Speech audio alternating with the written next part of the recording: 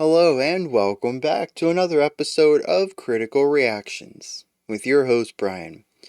We're going to wrap up this week with an album review where we check out an entire album track by track, exploring what each song does in isolation as well as how it fits into the larger artwork. Today we're looking at a band that we haven't checked out since 2001. This is Vulkan, the Swedish prog rock band. We're going to be looking at their debut album, Mask of Air, that came out in 2011. We have 10 tracks here looking at 70 minutes? Yeah, 76 minutes of music. A lot of these songs are on the longer side. We're going to kick off with two 9-minute tracks. We kind of slow it down a little bit in the middle of the album with some 5s, but we wrap up the album with two 10s. So I'm not quite sure how the pacing of this video is going to go. Usually I'll try to do a couple of single tracks to begin with and then group some stuff up later into the video. But with so many long songs, we may just end up doing 10 tracks with 10 analysis segments, which will be quite a bit. I don't think we've ever had that many for an album review video before. But we probably have a good 3.5 hour video ahead of us, so let's not take any longer with this intro and dive into the opening track, Elaborinth.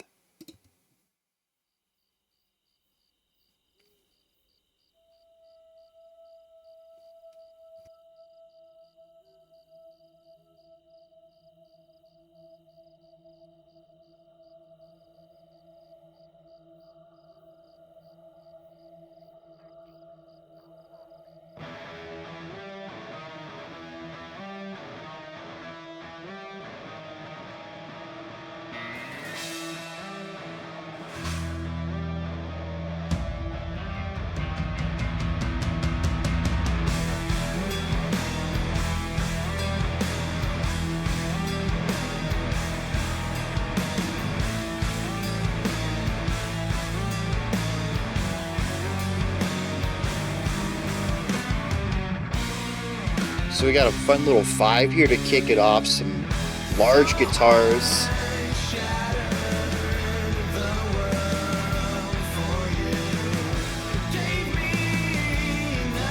We've extended that 5 out to a 6, probably to accommodate the vocal melody.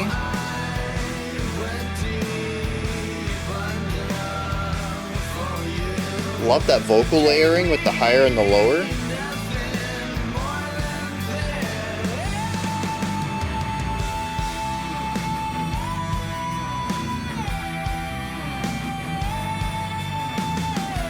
Oh, dang, dude, the control there. It's not just about hitting those notes, but making sure you have enough air to hold that out, too.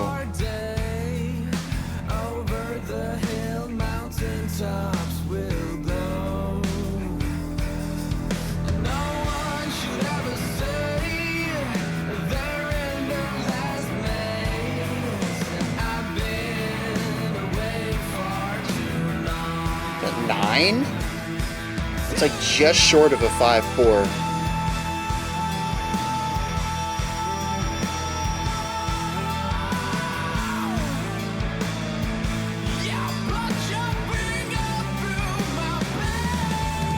Oh, dang, see, I wonder if there's polyrhythmic things going on here too.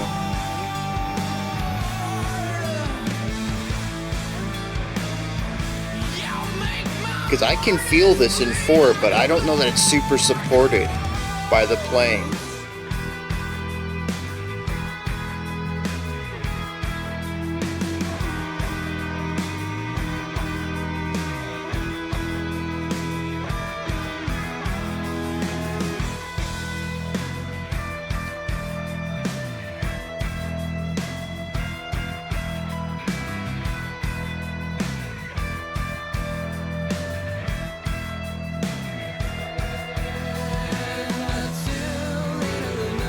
Very Tool thing to do with that airy fade in on the vocals.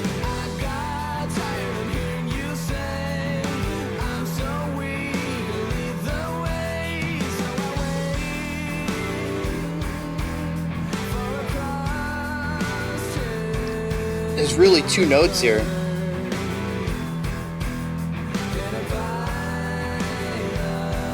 Yeah, they're making a very maximum amount of contrast with a minimal amount of composition. And they're really keeping this this rhythmic idea alive through a lot of this song.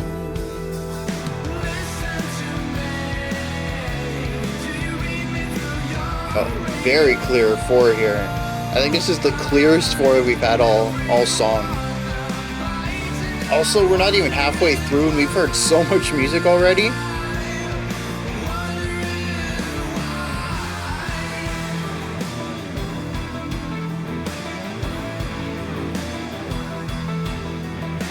Oh, is that like a synth line? The constant 8th notes?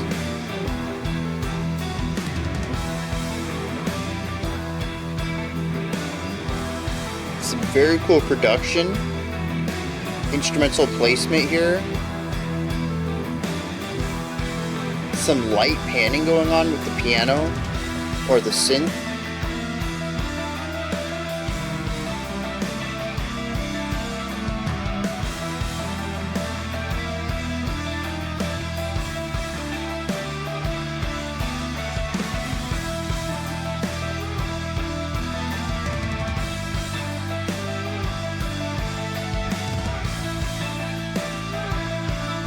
I think this is one of the first times we've heard something melodic coming from the guitars too.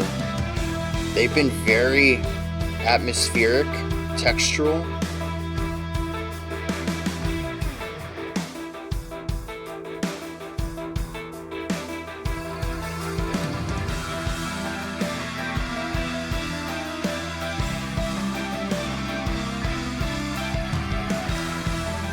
Yeah, so the vocal became atmospheric to accommodate for this guitar melody.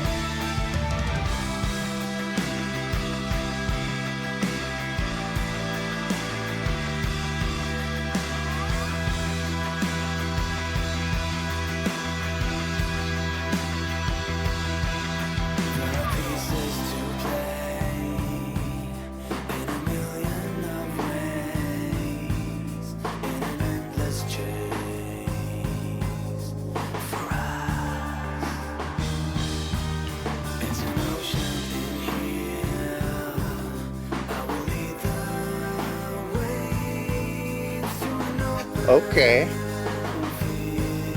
Yeah, very cool idea with the falsettos.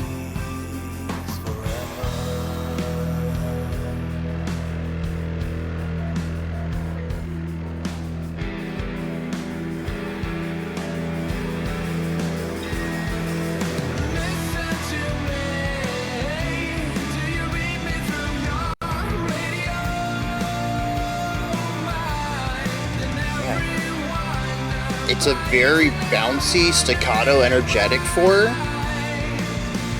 A lot of pickup notes into downbeats. The piano just leaning into that one chord over and over and over.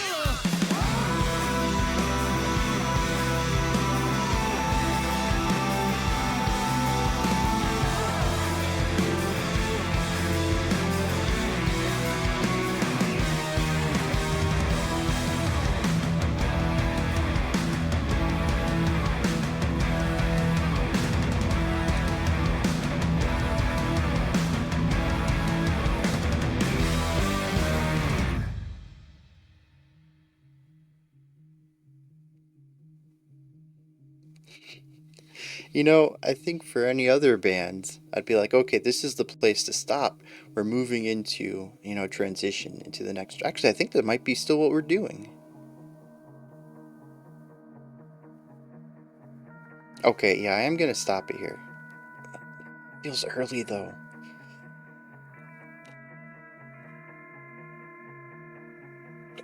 Yeah, making a judgment call there. I'm going to view that part as separate from the main track. It is a transition idea, and I think it's going to work best with an understanding of where we are going, and so it'll probably work better in an analysis of after the second track, where we can look at both tracks 1 and 2 combined. Because it does feel just like an ominous build-up.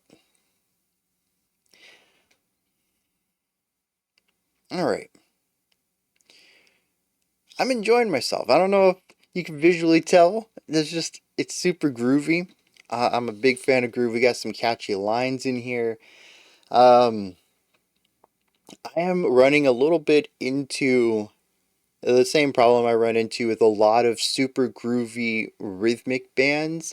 I had the same problem with Tesseract when we checked out Of Matter. Is that the album we checked out? It's that it's very good on a surface level to just like put your headphones on and then just jam along with it. And I am turning my brain off a little more than I usually do during these reactions in order to appreciate it from that perspective. Or, not turn my brain off, but sort of turn the analytical side off and just kind of get into those grooves. But the song is 9 minutes of a lot of repetitive ideas. They do some stuff that's cool. We're going to talk about that. But a majority of the main sound that I think most people are going to pick up on a first time listen is the heavy groove, the atmosphere, and the instruments not really doing a lot of melodic ideas. As I pointed out in that one section, it was just 2 notes, contrasting between a low note and a high note, primarily there to support the rhythmic phrasing that was going on there. The drums are highly rhythmic through a lot of this. I'm going to touch on some cool stuff the drums do as well, but also very rhythmic. This sets up a floor, a very rhythmic textual floor for the vocals to sing on top of. I mean, this, you know, the more I think about it, this does kind of remind me of Tesseract. And yeah, I thought I was going to come out of this describing it as prog rock, a heavier kind of prog rock, very much a modern prog rock, one that's not afraid to use some heavier tones, kind of approach a more metallic sound from the guitars and drum work, but still definitely rooted in the sound of rock. But honestly, I think I kind of want to put them in a gent camp, which would put them in progressive metal. I don't know. It'll be interesting to see where they take the rest of this album.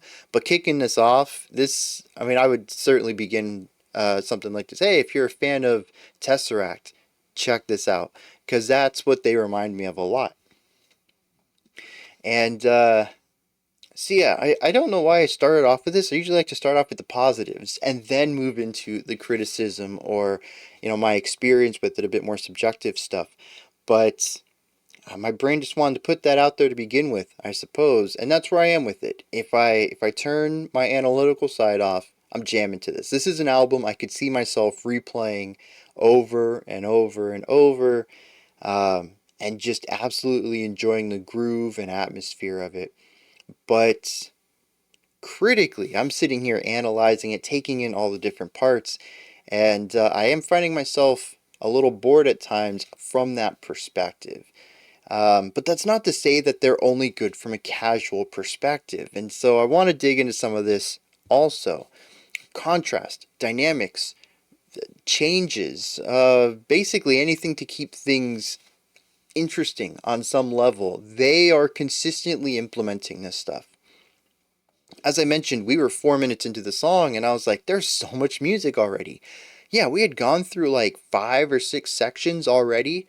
They just bulldozed through them. Now, granted, after this 4-minute part, I started to recognize, if not patterns or loops, recurring themes and ideas. I began to hear riffs that we had heard previously, revisiting sections that we had been. So while we do kind of have this linear feeling at the beginning, the back half of the track is focused on recycling as many of those ideas as possible. Now, I do like how they recycle them. Sometimes they are mixed with new ideas, sometimes it's just a riff from a section with a new drum part under it. I don't know that I heard any repeated lyrical phrases, but I wasn't really listening to the lyrics either. We did have some repeated vocal melodies though, so it's possible we had some sort of verse or chorus repetition in here at some point.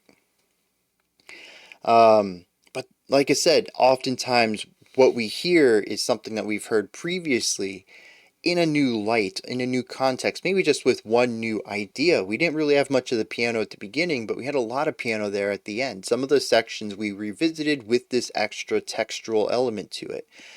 And the more that I listened, the more I could find these little extra elements. Oh, we had this part, now we have an extra vocal harmony to it.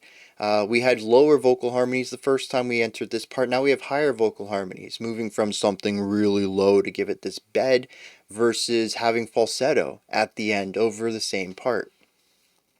So it's little things like that that I enjoy, that they're not not to say this is exactly how they did it, but you know, hypothetically, they're not content with just copy pasting something from earlier in the track. They have to make modifications to it as well. So most of the time, at least every time that I heard in that track, once I recognized we had started to revisit ideas, they were always revisited with something new. There was always a new context, a new idea. Maybe it was just an idea we heard in a brand new section. Lots of changes going on.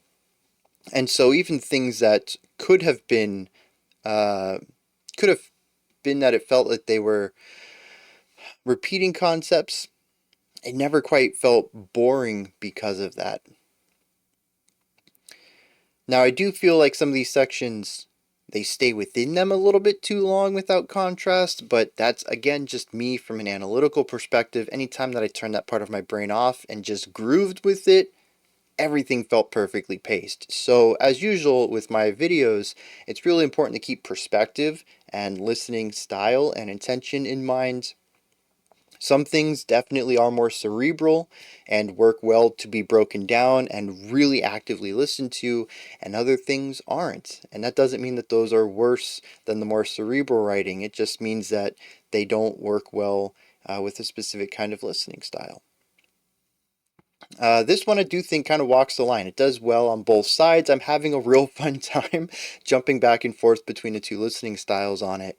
But I do think after this analytical leaning approach for this video, I don't think I would ever do this again for the band, at least based off of this one track. Or I shouldn't say for the band, for this album. I wouldn't listen to it again like that. It would always be more of a casual listen because I think that's where they excel. Lots of cool stuff going on in here though. Bass.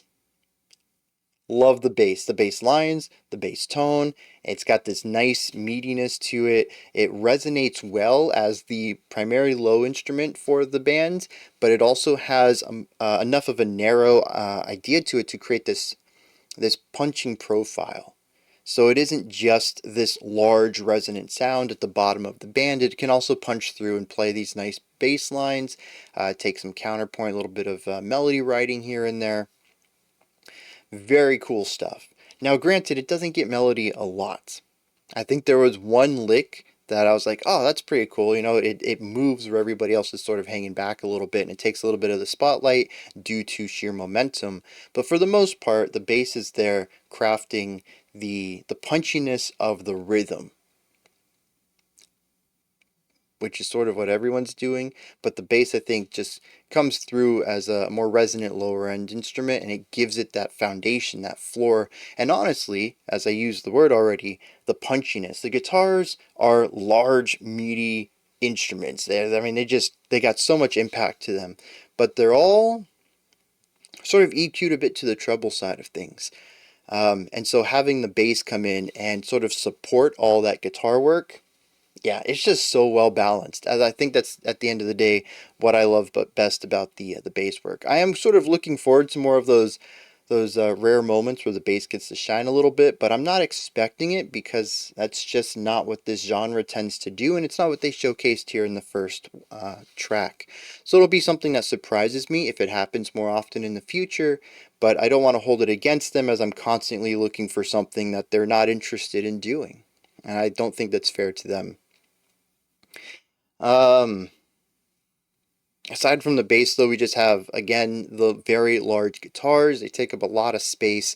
But again, they're produced really well. It's a balance between making these big instruments that are large enough to fill up the sound that they need to, especially with all of these shorter notes going on here. They're not holding anything out. We don't have a post-metal style wall of sound. They need to be large enough to fill the space, but still narrow enough to have the impact they need.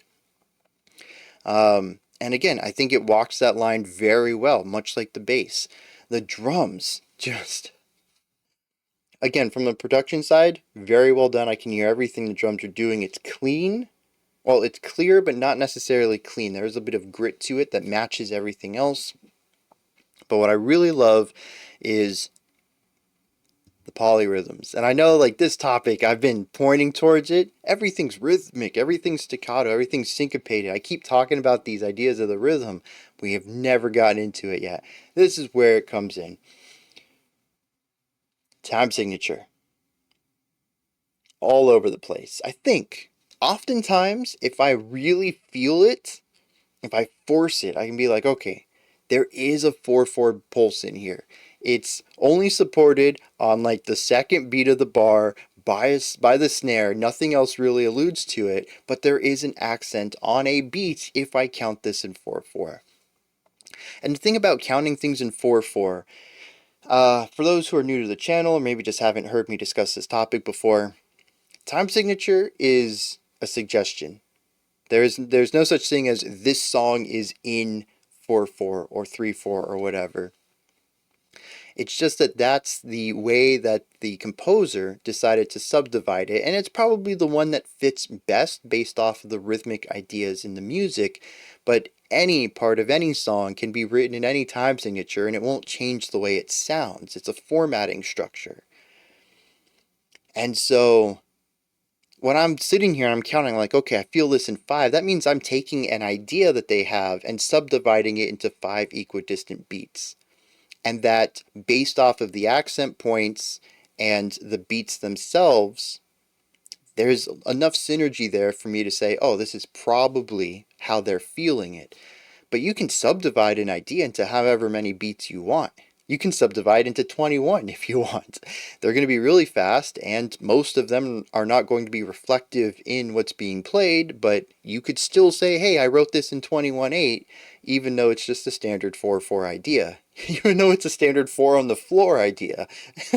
It's just going to be awkward to read if you're a musician trying to read the sheet music. It wouldn't make as much sense. You could still do it though. And that's what happens a lot in here, where I'm like, okay, this feels like it's in 3. If I go 1, 2, 3, 1, 2, 3, this feels like it fits with the feeling of the song. But I can also say, well, 1, 2, 3, 4, 1, 2, 3, 4. That's the same amount of space as far as time is concerned, give or take. If somebody overlays those two and like, actually your 4 was a little fast. Yeah, I'm not a robot, so give or take, those are about accurate. You're just putting 4 beats in the space of 3 beats, but the same time has lasted. And here, maybe it's not as congruent with the music itself. Like I said, sometimes I can only hear that the second beat fits, but I can still kind of feel that 4, which isn't always typical when I listen to time signatures outside of 4/4. And this is what I've heard in the community oftentimes called the Meshuggah effect. They write songs that are temporally very technical, but a lot of the times they're written in 4/4, even though they very rarely support the 4/4 time signature's rhythmic accentuation points. You can write anything in anything. And that's sort of what I'm feeling here. Is like sometimes I can feel a 3, sometimes I can feel a 4, sometimes I feel a 7, and it really depends on what they're accenting. And I think that's one of the coolest things in here, and it all comes from, I'm going to bring this back to how I started this section, the drum work. It took a long time, but we got here. The drummer. I don't know if it's a polyrhythmic thing, and I'm picking up on different rhythmic patterns. Polyrhythmic patterns is when we have multiple emphasized rhythms. So maybe you have the drums, the snare is subdividing into 5 beats and emphasizing beat 1 and 4, where maybe the bass kick is subdividing it into 3 beats and emphasizing beat 2. So it's sort of like polyrhythmic, except it all resolves itself within a single bar. When we get to the next bar, everything's back on beat 1 again. So I don't know if it's polyrhythmic, where there are a feeling of different time signatures within the drum playing, or if the drummer changes what time signature feeling they're in from idea to idea. Maybe they do 4 bars emphasizing a 5, and then they do 4 bars emphasizing a 3, and then do 4 bars emphasizing a 4. And so the guitar work doesn't change at all, but the way that I'm feeling the time does. And so it confuses me. I'm like, wait a second. This guitar riff made perfect sense in 3 a second ago, but now I feel it out in 4. And like I said, I'm not quite sure why I'm getting that, but I know a lot of it comes from the drum work. I'm just not quite sure what the drummer's doing in order to influence my time feel. And whether it's something they're doing or something I'm doing. Because like I said, with my active listening, I key into different things. And I might be keying into a part of the drum kit that is doing a polyrhythmic 5. And then I key into a different part of the drum kit, I'm getting that polyrhythmic 3 or something like that. So that's something I'm going to be investigating in the next track and track after until I find an answer, hopefully, or at least a pattern of answers that allow me to say, okay, in retrospect, for track 1, it was probably this going on. But yeah, the drummer's just absolute beast as far as time is concerned, and making it all still feel groovy. That's the thing too. They make it seem so simple just to keep that general groove and rhythm going on without giving up the feeling of the song. I don't think that made sense. They keep the groove going on while also changing up the ideas. I think that's what I wanted to say. And it's just really impressive. It is. I think this happens to a lesser extent in the guitar work as well. But like I said, as far as I can remember, usually the guitar riffs were very similar. Maybe not identical, though, and that could play into things too. We've talked about expansion and reduction, where maybe you'll take a 5-bar idea and then you make it a 6-bar idea by just adding 1 note at the end of the riff you already played. And maybe you can turn it into a 4-bar idea by just removing that last beat's worth of notes. And so you have one idea that's modifiable. You can stretch it and squash it to fit whatever. And so it sounds the same on the surface, at least 90% of it. And then there's an extra little bit at the end or something that you didn't quite notice was missing, but they definitely chopped off. And that can change how time feels as well without really having the listener know where the time feel difference came from. And I do think they do that as well because I had mentioned, I think it was the first time the vocals came in, I said we shifted to, I think I said we shifted to 3 to accommodate the vocals. Or maybe it was 4. But we were in something weird, like 7/8 or something in our intro. The riff itself didn't really change much. Maybe it didn't change at all moving from the intro to the verse. But we did have a time signature change to make it a bit simpler to write a melody over.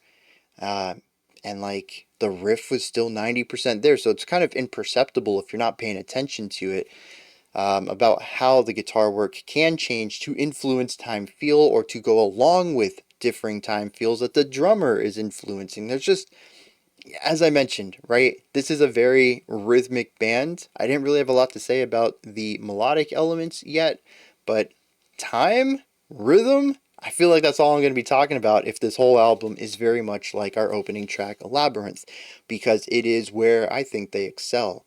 And they just make it look so easy. Now, on the concept of melody, we really only have two of them. The vocalist gives us a lot of catchy hooks, whether it's the verse or the chorus. There's always something there that, again, you just kind of listen to casually, and it sounds palatable. It goes well against the groove. It does just a fantastic job of fitting the music atmospherically, harmonically, rhythmically even, which I think is really interesting in some of the more complex sections that the vocalist sings over. And then we have the guitar melody, which, again, I don't really know if I want to call a melody because it's not linear, but it is a more melodic style of riffage, where a majority of the track is the guitar doing rhythmic things. We have a riff, and it's based around, the syncopated idea, and maybe there's two notes to it, maybe there's three notes to it, but the notes themselves don't really matter as much as the distance between them, such as with those two notes, bum, bum, bum, bum, bum, bum, bum, bum, bum, bum. The notes themselves don't really matter. We're not getting a lot of harmonic information to influence the emotion or atmosphere of the song. But what matters is that there's a lot of distance between them. It is a low note and a high note. What those two notes are couldn't matter less, for the most part. What does matter is that there's a big gap between them. And that we can create this syncopated rhythm alongside it. But towards the end of the song, I think it was like 5-6 minutes in, we do have this melodic riff that has like 7 or 8 pitches in it. It's this rising idea, and then it loops back over, and it becomes a riff, right? It just has more movement to it pitch-wise than any of the others. This only came in once the vocalist stopped singing, and when the vocalist did come in alongside it, it was an atmospheric thing, just holding out these notes and sitting above the song with this extra layer of harmony while the guitar still took that lead. We didn't have counterpoint. We didn't really have harmony between the two instruments. The only time we had harmony was vocals harmonizing with vocals. We had double and triple tracking stuff there, which was admittedly very cool. I liked that. And of course, they also did contrast. As I mentioned earlier, we sometimes had the main vocal pitch and then something lower. And then towards the end, we had a main vocal pitch and something higher. We had the falsetto around it. So, yeah, dynamics, contrast, things changing. They're fantastic at that. But yeah, we never really had the guitar and vocals interacting in a dual melodic kind of way. I don't know if that's something we're going to continue to see. It is their debut album, so maybe that would be, expecting counterpoint might be a bit much for them at this point. But it is something that I'm hoping for that we hear in the future. If not on this album, then maybe one of the others that they've done. Just to sort of hear an expansion of their melody writing is what I'm hoping for. Harmonically, though, what does all this say to me? I don't know. It's a lot of groove. It's a lot of atmosphere. I don't really get a lot of harmonic elements out of this. The vocals sort of mix between a more introspective, I don't know if I should say sorrow in the melody writing, but it is an introspective sadness of types, maybe a regret, or definitely a more negative feeling. And contrasting that with a much more punchy, directed, projected aggression, maybe not necessarily an angst, but just force. So one would be a bit more timid and one is a bit more projected, and I sort of hear an element of introspection versus confidence, possibly. But that's really the only place that I get any sort of storytelling from the music, any sort of emotional distance, movement between emotions. Everything else is just, it sounds really cool metal to me. I don't really have any emotions tied to most of the instrumental work. It's just like, yeah, dude, this is awesome. It's just like fun, bouncy, groovy energy to me. So maybe that's something that I'll get more acclimated to across this album, but that's where I'm at right now. So I have no idea what the lyrics could be about because honestly, I don't even have the notion of a narrative crafted from just the musical component. Let's dive into some lyrics here and see what's going on. Alright, I have questions. A lot of them, apparently. I could not find the lyrics in any of the usual places. I have found them on a website called songlyrics.com. We only have 6 of the 10 tracks for lyrics, so maybe some of the songs we just won't have a lyrical analysis for. And on top of that, the way that they're written on song lyrics is bizarre. Everything's lowercase. There's no capitals at the beginning of lines. Sometimes full sentences will be broken up into 5 and 6 lines. Sometimes there's ideas that don't quite make sense the way that they're written. There seems to be typos as well. I did find them on another website, but it, as far as I can tell, was copy-pasted from song lyrics, or maybe the other way around. It's the same 6 songs and the same sets of odd elements in the typing up of the words. So I'm not even sure if these are accurate. Beyond that, I also tried to find some information about them and found very little. For a band that is over 10 years old, maybe they just aren't well known enough. Spotify says that they do have 65,000 million listeners, which isn't a super large number, but it's also not obscure either. They just don't have much of an online presence from a fandom base or from their own official elements. I did find a personnel list on discogs.com that kind of spoiled myself a little bit here, but we do have some flute and saxophone coming up on future tracks and some other vocalists as well. So, like I said, I'm kind of sad that I spoiled myself on that. I found their website, which has one paragraph, a very short paragraph. I think this is 2 sentences. I lied. Oh no, it is 2 sentences. I thought it was a comma. I was like, there's only one. No, there's 2 sentences here. It says they're a Swedish heavy progressive rock band. They started in 2006 and did a few recordings under a different name. And then later they chose to change their name to Vulkan as they went for a heavier sound. So it looks like they might have went for a more traditional, older style of prog rock possibly, and then decided to go for something a bit heavier like what we heard here. And so while this is a debut album for them as Vulkan, it doesn't seem to be a debut album for this group of people. Which we have a keyboardist. I'm glad I checked that out. Drummer, vocals, bass, and guitars. Interesting that guitars is pluralized. Is that a word? Pluralized on their website. I suppose I did hear multiple guitar tracks in here, but I kind of assumed they were just multiple guitarists. So,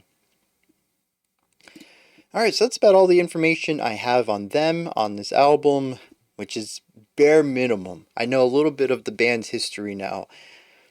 With all that said, the lyrics for Elaborinth, I kind of thought would be more interesting, being that it is a combination of elaborate and labyrinth, which labyrinth things are very deep and confusing and maze-like. So this would be an elaborate maze, and the lyrics don't really allude towards that, nor are they full of depth either. The first stanza says, "So I shattered the world, for you gave me nothing more than a..." And then it just ends. Again, I don't know if that's how it goes in the song or not. A little bit later, we do have the phrase, "gave me nothing more than pain."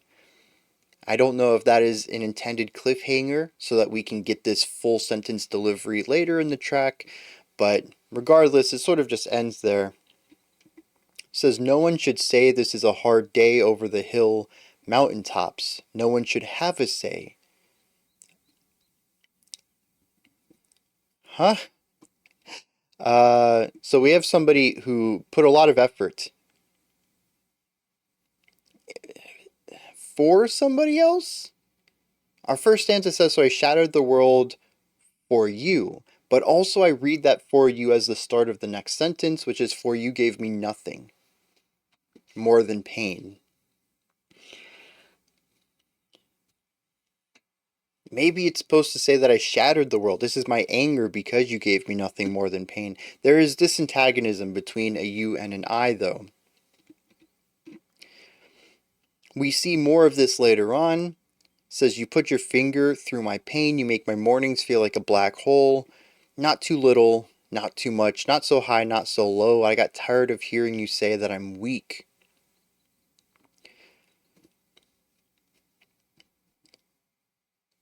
And that's generally the idea of this song. I'm more than you think I am, and I'm tired of you putting me down. I am very reactionary to what you say and do around me and to me. And look at me be angry and independent because you say I'm not. Now we do have 3 stanzas at the end that kind of change things up in a way that I don't quite know how to piece them with everything else. It says there are pieces to play in a million of ways in an endless chase for us, as if to say that this is going to go forever and ever. It says it's an ocean in here. I lead the way through an open field, apple trees forever. Listen to me, do you read me through your real mind, and everyone who bites now wondering why. I don't know, man. Again, I don't know if this is just a poor transcription. Maybe there's pieces missing in it. I suppose it's also possible that it's a language thing.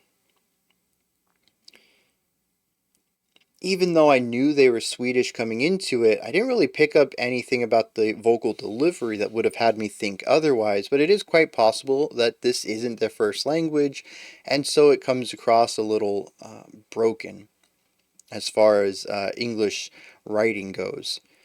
But for the most part, I understand all of it. It's very well done. I don't really want to put too much focus on that, especially since I don't know if that's even the case. Again, it could be a poor transcription, but there are some lines in here that just make zero sense to me, and I'm not sure what's going on with them.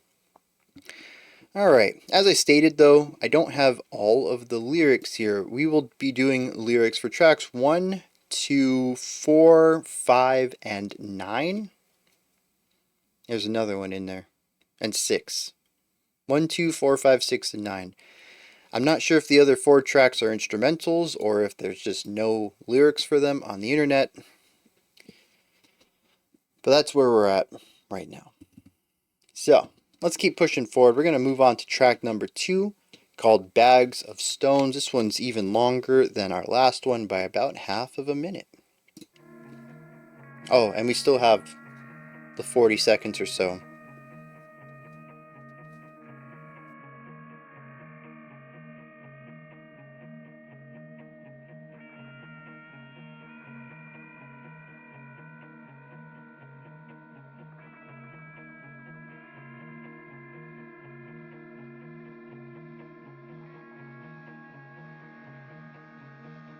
And see, talking about ideas that last just a hair bit too long. I mean, we had 20 seconds of this before this 40 seconds here. We probably had a good 70, 80 seconds worth of this.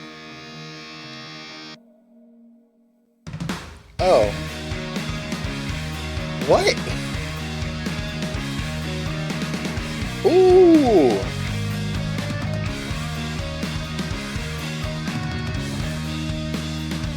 Really interesting note choices in there. Even that walk down.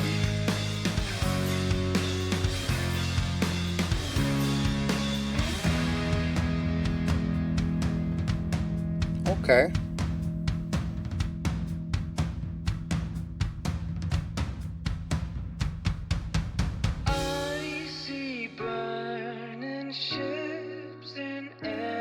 Very poppy.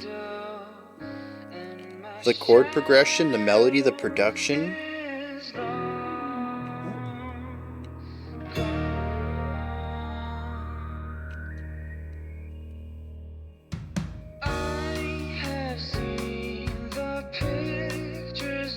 See, and I originally counted this in a type of 4, but this is certainly a 3 dictated by the drums.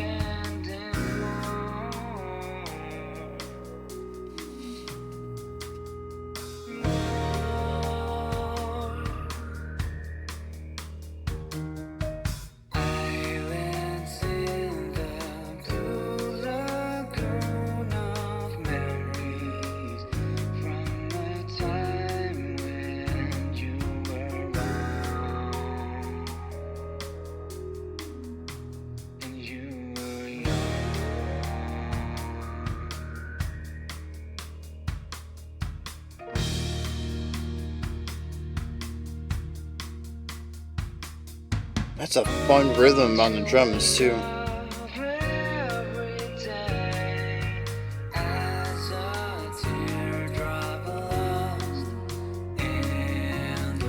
It's still an accent on the downbeat of every bar, so we have the 1, 2, 3, 1, 2. Oh, of course. Anyways, the drums were accenting with this bass kick on beat 1, but our cross stick on a snare had different accents throughout the entire 4-bar phrase.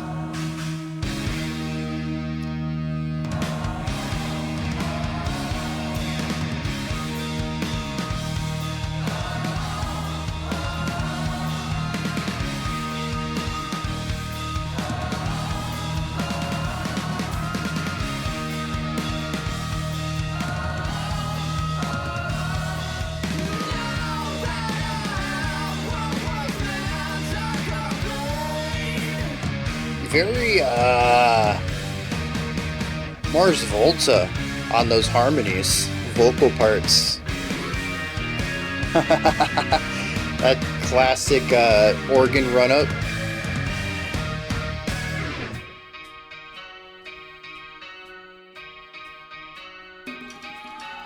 Ooh, some cool percussion in here. Some sort of hand drums.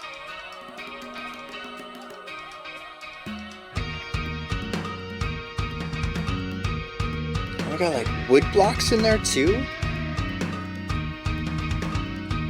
I think that's wood blocks giving us that.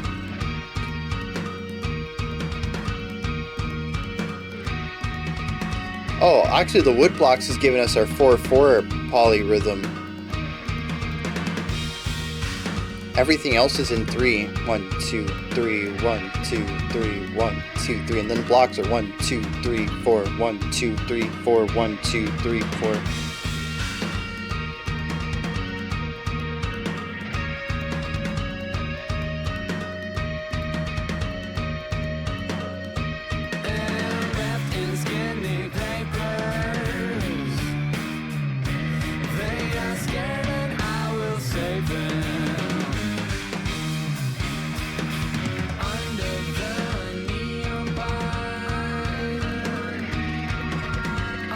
The super reverb over here.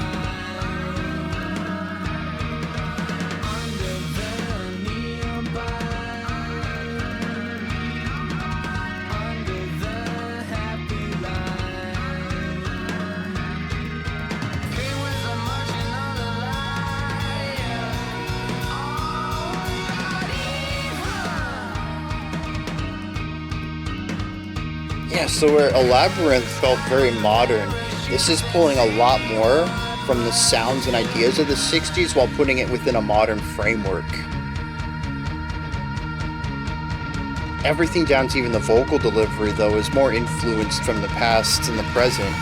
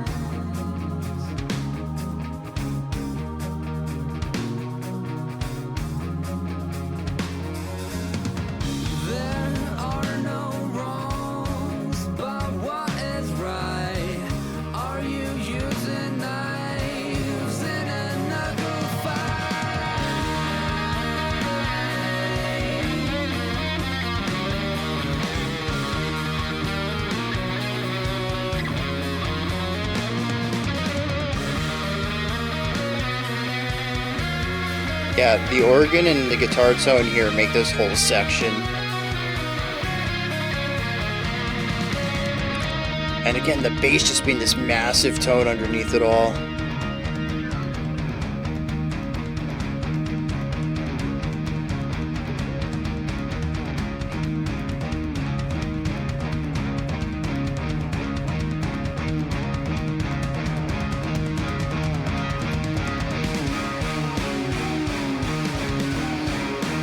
Go again with the polyrhythms.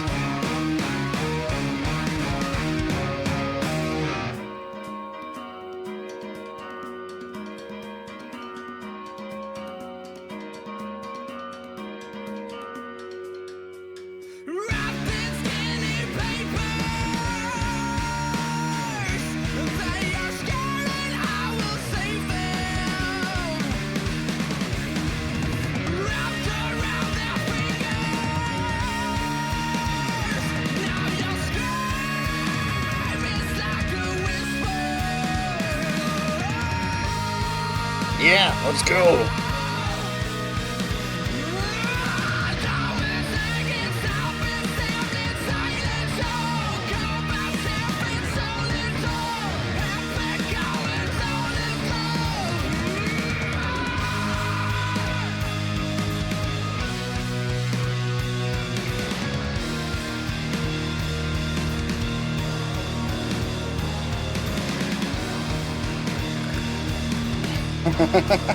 What are those things called in Latin music?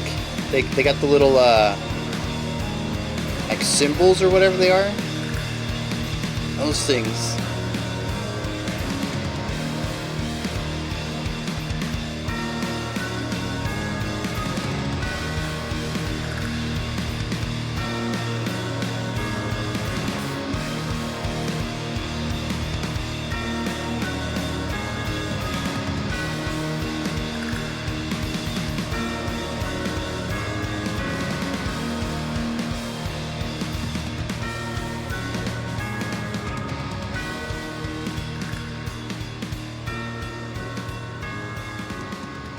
Okay.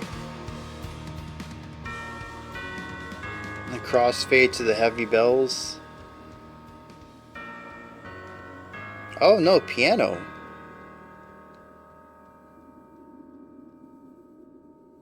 I got a question again. Is this another transition?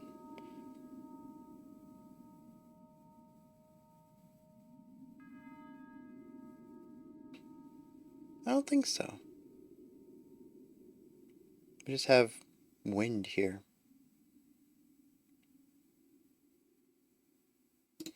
Yeah, I'm glad I let that one play out. Alright. Bag of stones. Bag of stones, but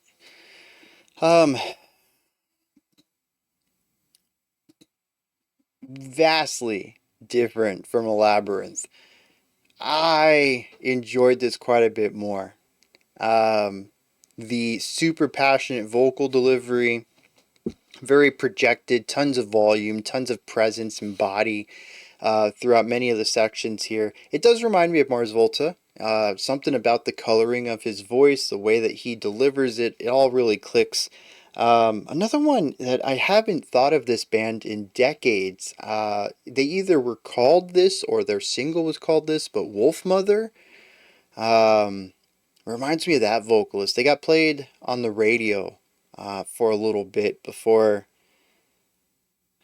I don't know if I should call them a one-hit wonder, but I think it was only the one song that I ever heard from them on the radio. So maybe at least in the most strictly mainstream camps, they would be described as a one-hit wonder. But yeah, the vocalist reminds me of them too. And like I said, I haven't thought of that band in forever, so I don't even know if I'm using, if I have the right name for them. But I dig it. I love the vocal delivery on this, and it's so different from track one. It really is. I mentioned that track one balanced some more introspective stuff with confidence. And this does also work with balancing quieter, more controlled, I guess. I mean, it's all controlled, right? The vocalist knows what they're doing, but it feels reserved, maybe, is the word. Balancing a reserved delivery with an explosive one. We're 2 for 2 on that. I think that's going to be something we continue to see going forward, especially since this band is really great at balancing dynamics and creating contrast within their sound. It makes sense the vocalist is going to utilize highs and lows as far as intensity goes in the playing. But I enjoy the explosive delivery here quite a bit more than I did on the previous track, and especially at the end of the song, bringing in just enough of the rasp, just enough of that natural compression, not necessarily going into a harsh or a fry scream, but just getting enough of it in there to get some grit on those really high tones and that really forward placed delivery. It just feels very passionate, like it's coming from the gut. He's just pulling all of this emotion out and delivering it from the core of his body.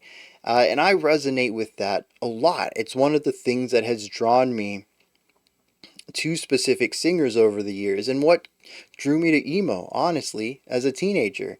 It's the expression and passion that the vocals feel like they are delivering. It feels like every word is so important to them. And I don't really get that with metal often. I'm not saying that metal vocalists tend to not feel like they're passionate about what they're singing. It's just a different kind of passion that doesn't quite click with me the way that something like this does. And I really enjoy that. I hope I hear more of that going forward. Either way, the vocals are excellent on both of these tracks, so I'm in for a treat regardless. But I mean, if the rest of the album's like this, I may listen to it a lot more than I expected. After, the last song, I was like, I'll probably listen to more of this. It's just going to be very casual. And yeah, it'd probably still be casual, but I might listen to it more. So, this song, though, very different from Elaborinth. Elaborinth was very djenty, as I mentioned. It has some of that prog metal, heavy syncopation and texture playing, and that sort of dominated a lot of it. We had a couple of melodic ideas, but it was the rarity in there. That is not true with Bag of Stones. Bro, this song is all about melody. It's all about harmony. We have the vocals coming in all over the place, much like we did with Elaborinth, but when there aren't vocals, we don't really have these sections that are dedicated to slow burn build-ups of primarily rhythmic ideas. We do still have a lot of rhythmic concepts in here. I think that's going to be something we just see a lot going forward, but there's a lot more focus on melody, particularly from the guitars and the piano or keyboardist, whatever they're bringing to the table. Showing up in very interesting ways. Even with the guitar, we do primarily get melodic riffs, but we do get some stuff that's a bit longer. It feels more linear out of the guitar. It continues to utilize the build-up concept in a couple of places here, and there is one very repetitive rhythmic-based build-up we had at the end that I was a little iffy on, but ended up coming around to. But again, I feel like melody is a lot more important to this track, and it takes the foundation that they established with Elaborinth and just built on it. It is something that stands out to me as an evolution of a sound, where Elaborinth feels a bit simplistic in comparison. It's a great starting place, it's a great blueprint. This built off of it in every way. Now, one interesting direction they went on, though, is general sound. And that's because it doesn't feel like modern rock or even modern light metal. It feels like it borrows many of the sounds from the 60s. In fact, we have the organ there, replicating as close as it can to a Moog.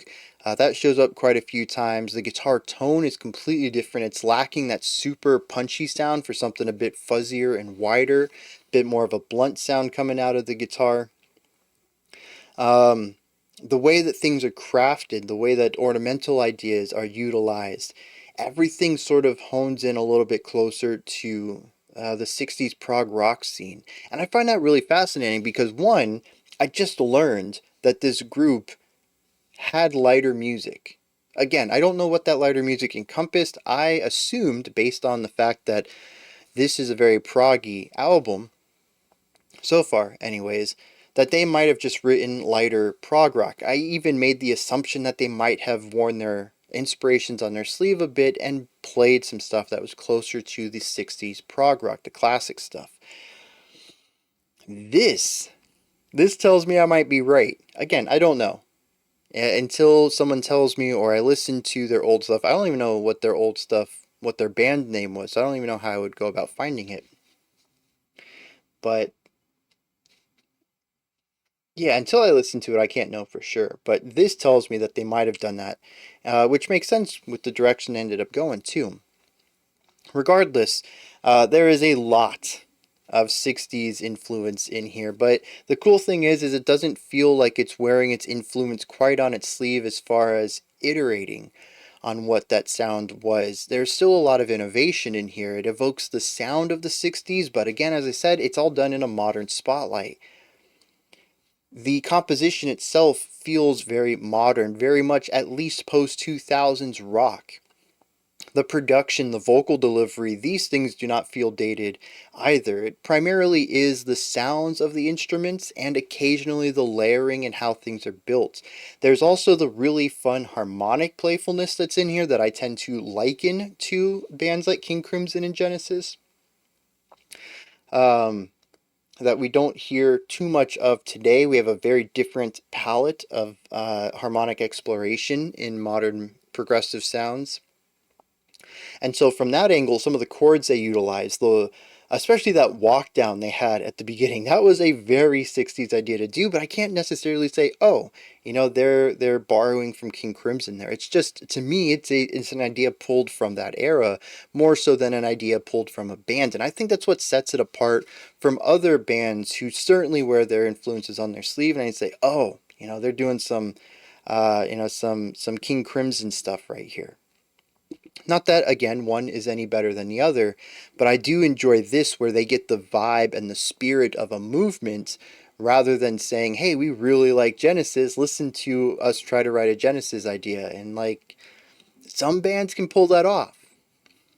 Some bands can't. And it's like, well, that's just reminding me that I should go listen to Genesis. And here they can't fall into that trap. They're utilizing the ideas of an era instead of a specific band and building something off of that. So while I can hear the influence, there is no part in this where I feel like another band has done this better, or that the band they're emulating has done it better, because they're not emulating a band. They're taking what they know of a sound that has come before and shaping it and modifying it into their own voice. And yeah, it's really well done. And so that's why this song can definitely feel old, but yet also of its time. There's so many sections in here that have that classic feel, but it's also very distinguishably modern. I don't think there's any way to confuse this for something that would have come out decades ago. And they find a really great way of mashing all that together. And honestly, it's just kind of phenomenal. As I mentioned, you don't really get too many bands who can understand a lot of stuff like this to then manipulate it in a way that is coherent by mashing all these ideas together in a way that doesn't really lean into any of them but showcases the strengths of all of them. So I'm a real big fan of that. Polyrhythms, man. It might even be polymeter this time around. I know I used the word polyrhythm during the reaction, but the more I think about it, we were given a very clear 3-4, and then we have a very clear 4-4 come in on these wood blocks. At least I think they're wood blocks. We'll get into that in a second. Yeah, the more I think about it, the 4-beat idea of the wood blocks was going across the bar line for the 3-beat idea that everything else was on, which makes it polymetric. There's multiple time signatures or multiple meters going on simultaneously rather than multiple rhythmic patterns. It's just wild. It really, that whole section just blew my mind.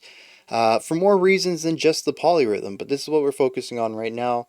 There's also so many sections in here. A lot of the song is very clearly stated in 3-4. Again, as I stated earlier, you can write anything, whatever you want. But 3-4 is how I would transpose this. It's what makes the most sense with what's being played. But very few sections are exclusively in 3-4. That is to say that there are a lot of ideas in here where we have parallel or dual rhythms going on simultaneously. And it takes some of the ideas I was talking about with Elaborinth, with some of its wild concepts and the way that I was having difficulty counting the time out of it, and again, taking it to that next level and having these constant, complex ideas being present in the rhythmic components. And of course, everyone's in on it, but the drums are the ones driving all of it. And I'm digging it. Eh. One, from a cerebral state of mind, because I view time signatures like a puzzle, trying to figure it out. There's no real answer at the end of the day, but there's always something that I could perceive would be a correcter answer than maybe another one. And sometimes I walk away just completely flabbergasted. I have no idea what's going on there. And that's a fun feeling for me too. I love that. Um, where was I going with all that? I have no idea. Instruments, percussion. This was a surprise because, I had looked on that page and I was like, I have a personnel list. I see there's some instruments coming up. That's pretty cool.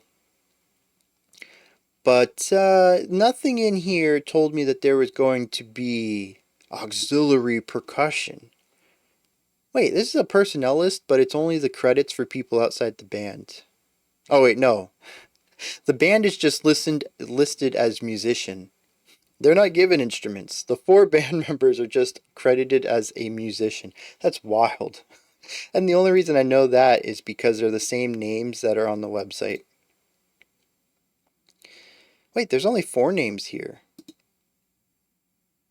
And some of them are different. I wish this had a Wikipedia page, because Wikipedia tends to have this really cool bar chart that shows you when members left or entered the band, and then it has vertical bars that show album releases, so you can kind of see where personnel changes happened.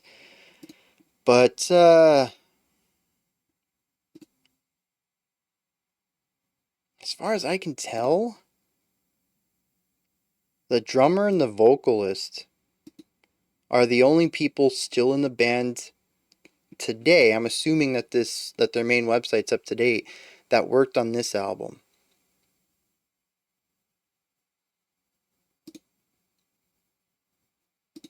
So that's interesting. Maybe next time I'm gonna look up. Next time we take a break for lyrics, I'm gonna see if I can find another personnel list for this album specifically, and see if I can get some more information about who played what, rather than just saying this is the band.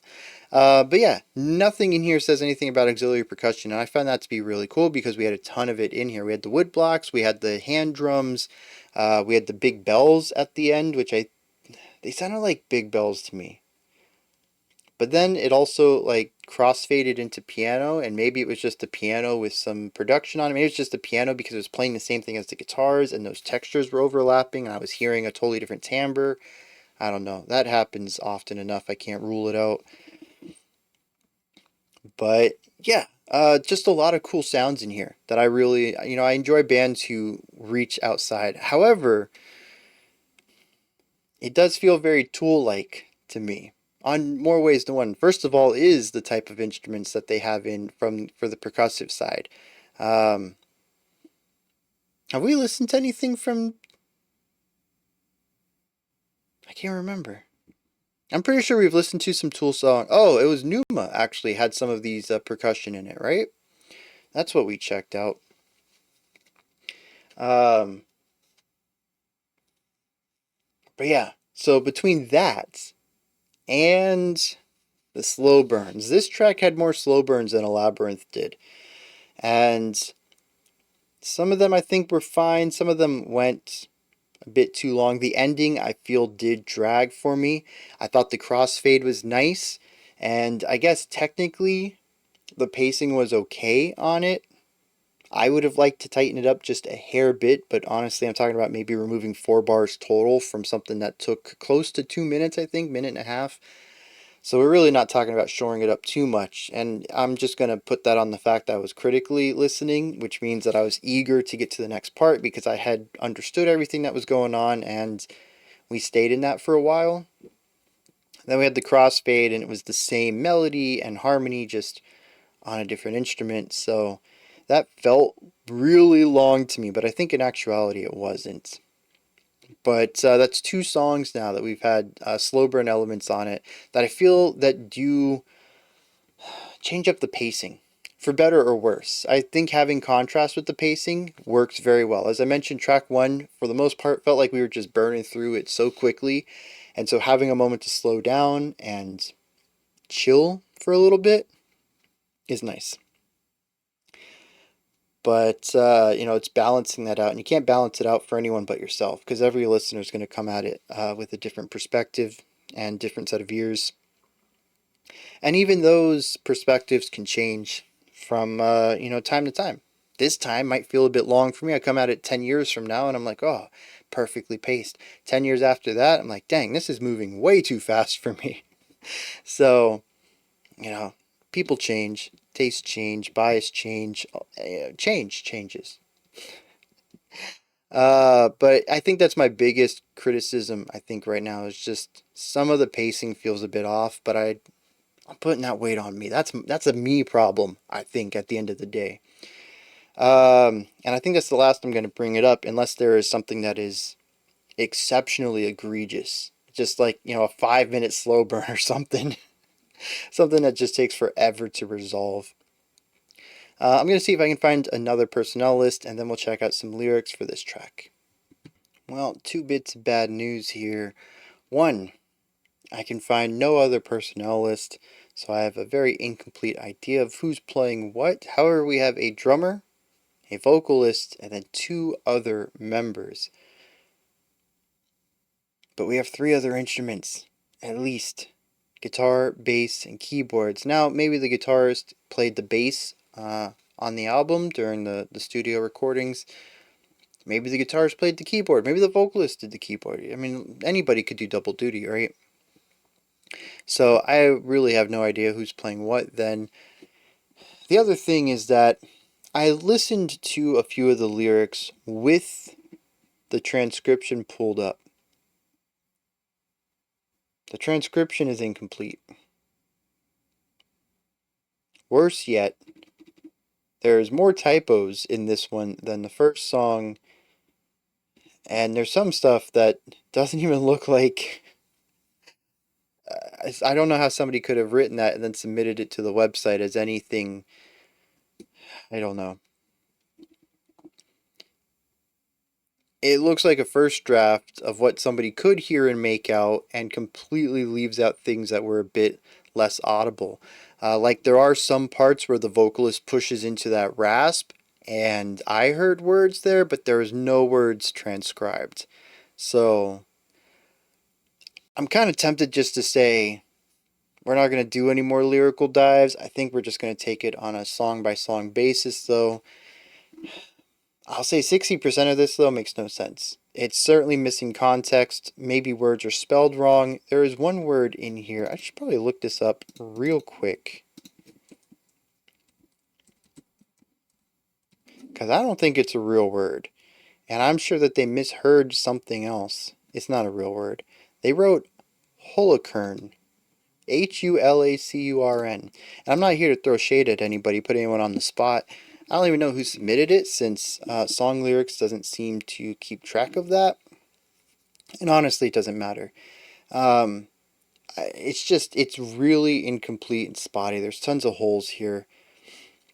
But I do get a little bit of a gist at the beginning and the end. It starts off, says, I see burning ships in every window, and my shadow is lost and gone. I've seen the drifters that you drew me towards. They are so dark and something. I don't know. It's just blank. And then towards the end, it says, now that you've pushed me away, I see a new something in my face. Now that I pushed you away, I see you in everything. It says, but there are no rights and there are no wrongs. Are you using knives in every fight? Wrap the skin in papers. They are scarred and I will save them. Wrapped around their fingers. Now you're scared as I can whisper. Again, we have a you and I. There's an antagonism here. But where one seems to be about fear and control, the other seems to be about saving, helping, healing. It mentions that He sees burning ships everywhere. He sees drifters. By the end, he says that I want to wrap the skin in papers. Want to heal this. I kind of view that maybe as you know, any cuts or anything, wrapping it in like bandage. I don't know if that's necessarily what's being alluded to there. Again, I'm working with very incomplete information. But yeah, it says there's no wrongs and no rights. People just deserve to be heard and helped. It's sort of what I'm getting through some of this. For the second song in a row, though, I don't really feel too many elements in the lyrics tying back into the music, but that is not completely out of place with modern prog rock. I feel like classic prog rock was more interested in making things work. If this is what we're singing about, the music should go along with that, sometimes to a fault, as I've explored in the past as far as my opinion goes, but generally they were very concerned with the music being running parallel to the lyrics, and modern prog rock doesn't really seem to care for that. The music is technical and doing its own thing, and the lyrics are technical and deep and doing their own thing, and they're fused through their love of technicality, not necessarily through harmonic similarities.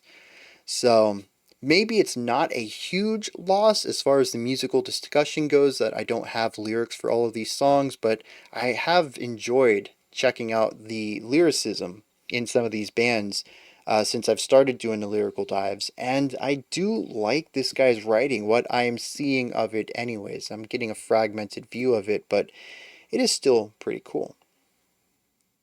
Alright.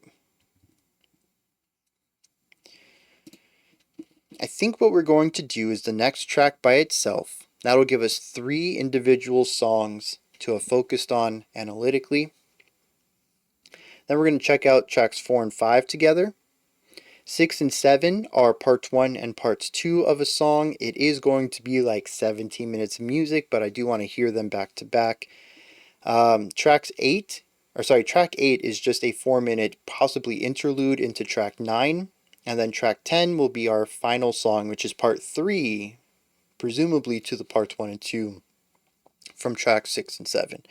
So I think that's what we're going to do. 1 song, 2 songs, 2 songs, 2 songs, 1 song. So it's still going to be quite a few analysis segments in this video, more so than usual for especially such a short track length. But let's dive into it. The next song is Nyxoma? I don't know.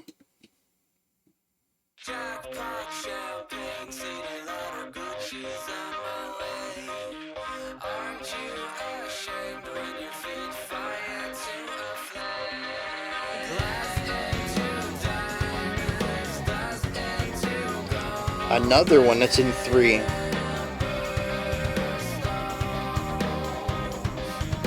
I also forgot about the poppy vocals at the beginning of Bag of Stones. Completely, the psychedelic element completely foreshadowing that part.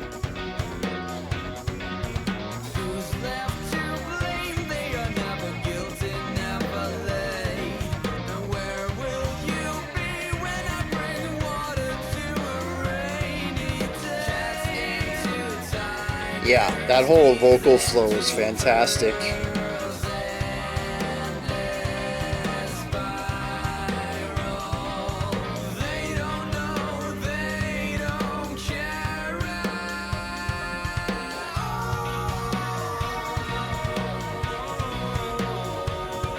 Yeah, lovely harmonies.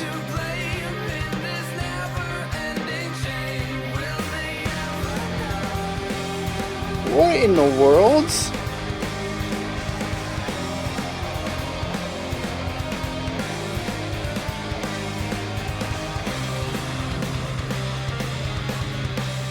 That was a cool transition into this new sounds. Give us the ramped up drums first, and then modify the guitar tone into it. Oh, what? All that build up, just disperse it.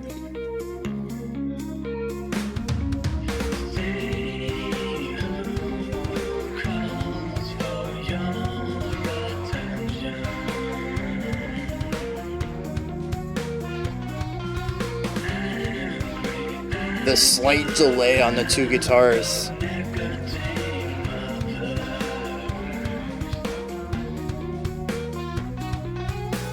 Yeah.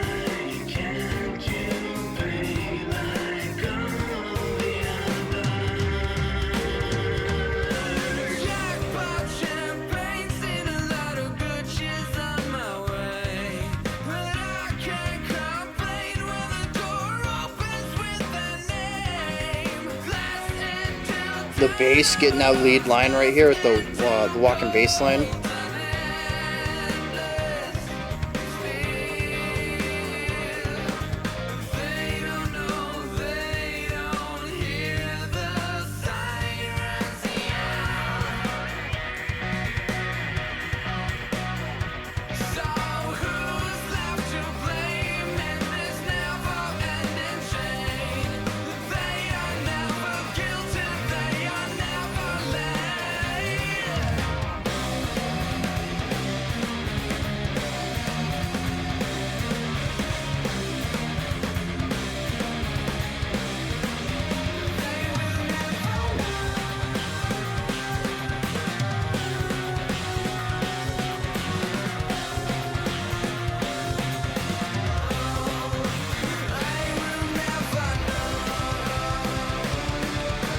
And the smooth transition into the 4.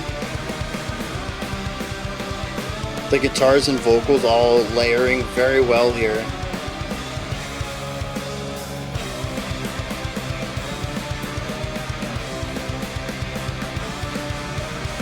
Okay.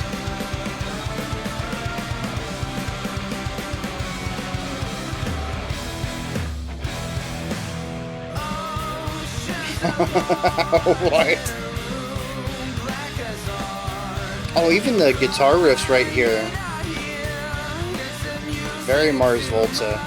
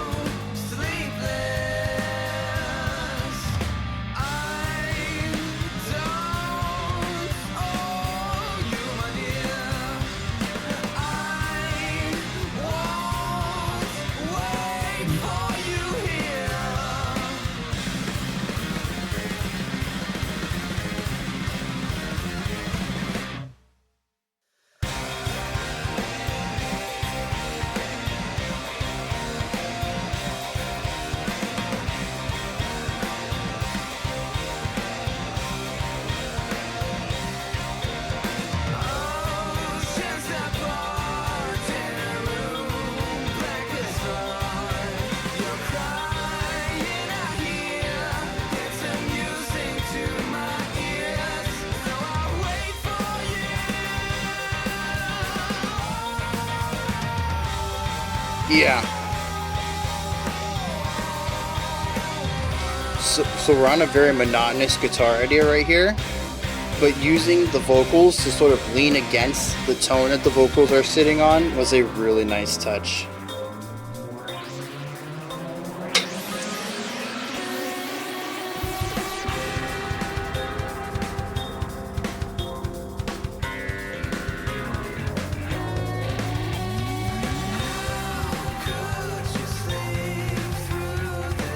Yeah, and here we go, bringing back the opening rhythm, but with a brand new atmosphere and melody on it.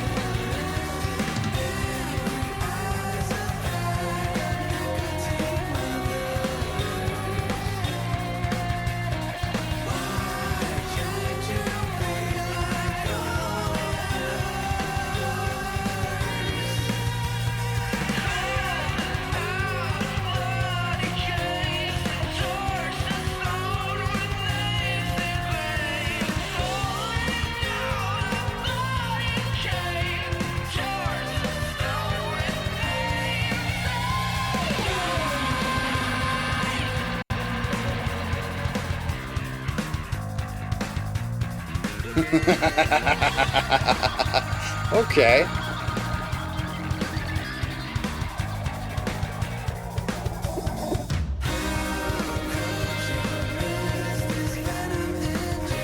All of that energy from the drums and nobody else really leans into it. I hope it goes somewhere, but the song's almost over.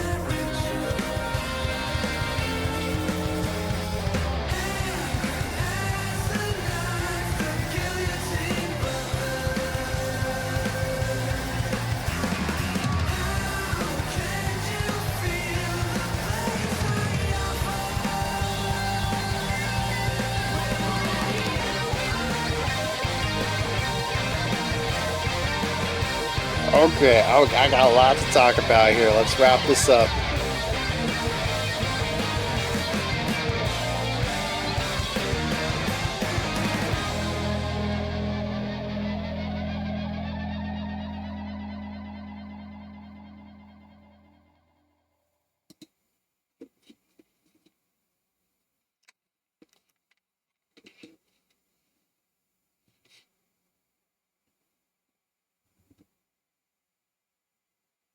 Who does Vulkan think they are?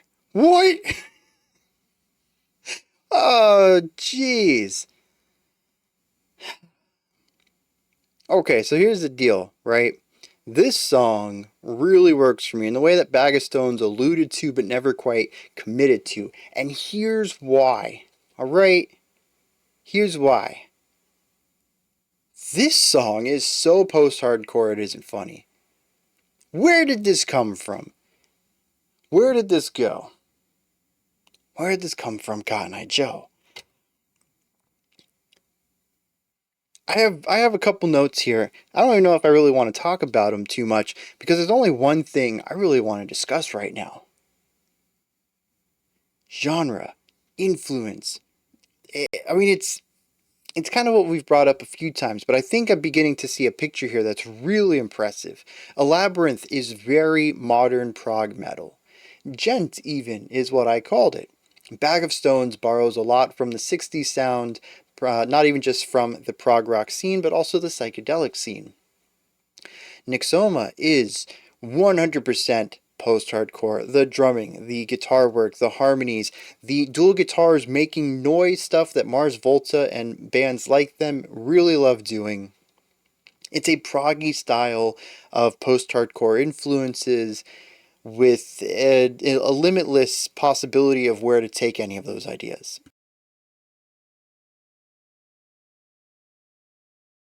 What else are they going to do? What else are they going to put in the pot? What other spices do they have up their sleeve? I thought I saw the entire spice rack and they continue to throw new sounds at me. That metaphor got a little weird there. Stick with me. We're going places. It is certainly progressive rock at its heart. But what's really interesting is I can't place that. It isn't classic prog rock. It isn't even really modern prog rock. I wouldn't put this group in the same camp as, Pink Floyd. Yes, Genesis, King Crimson. I wouldn't put them in the same camp as Tool or Porcupine Tree. Haken. But they are prog rock. They are a progressive sound of rock. And I think they really take that to not be a genre, but to be a descriptor of their music. Do they have guitar, bass, drums, and vocals? Yes. Are they a bit heavier, but not quite as heavy as metal? Yes. Do we have vocals that are aggressive, but not harsh? Yes. Okay, so we have rock music on our hands. What kind of rock music? Well, it's kind of all over the place, isn't it? It is very progressive in what it wants to combine, what sounds it wants to use from this genre or that era or that country and that culture, and it all just gets smashed together into something that is Vulkan. Every track so far has been, well, samey enough for me to say, yeah, they all belong on the same album, but vastly different. There is no way I could get any of these three songs confused with one another. I find that to be fascinating.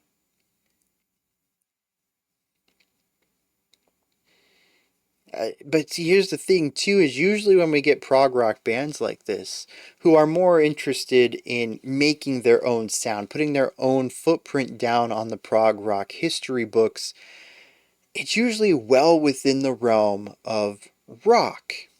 Usually maybe looking at a 90s hard rock, usually some blues rock, um, maybe some prog rock from the 60s, and maybe a modern style of rock. Maybe utilizing a little bit more in the electronic realm and smashing all that together. I never, ever expect to hear anything punky in them. Sometimes they even go a little bit metal. We've seen some prog rock bands pull some metal stuff, and even this group did with a little bit of that stuff on Elaborinth. But punk, something that's related to hardcore punk, no, these bands don't do that. That feels adjacent to what they're aiming for, and it just blows. I love this song, I really do. If I hated every other track on this album, which I don't, but if I did, I would still probably put this in a playlist somewhere. I'm not a big fan of listening to single tracks. I've said this in the past. 99.9% of my personal listening is albums. But every once in a while, you just need that song. And this would be in a list of that. Some songs that maybe that's the only thing I know from a band. Maybe it's the only thing I like from a band. But I enjoy enough that I do want to check it out on its own in the future. And that's where this song would go, regardless of how I feel about the rest of the album when we're done checking it out. Because it is everything I love about progressive rock. It has all the grooviness still inherent that they've been introducing to the table since the beginning. Still kind of carrying a little bit of that gent undertones as far as their syncopated rhythmic ideas. But it's all coded in this progressive post-hardcore sound. What the guitars are doing, the harmonies they're playing, the melodies they're playing, the harmonies that they're playing, the noise at the end. That is common in so many post-hardcore. Even just the separation of the guitars is something we haven't really heard at all on the album yet. It is not something I'm going to say is exclusively home to post-hardcore, but it does show up quite a bit in that style of music. And it doesn't in the styles of music that they have drawn inspiration from so far. At least not in the same level as post-hardcore does it, where you will frequently find two guitars who might as well be playing completely different songs, and somehow it just works, and we get that here. Even aside from the noisy ending, there's still plenty of sections in here where both guitars are just sort of off in their own world, playing their own melodies, getting that really strong counterpoint. Yeah, this is right up my alley, and this is not the band I would have expected that from.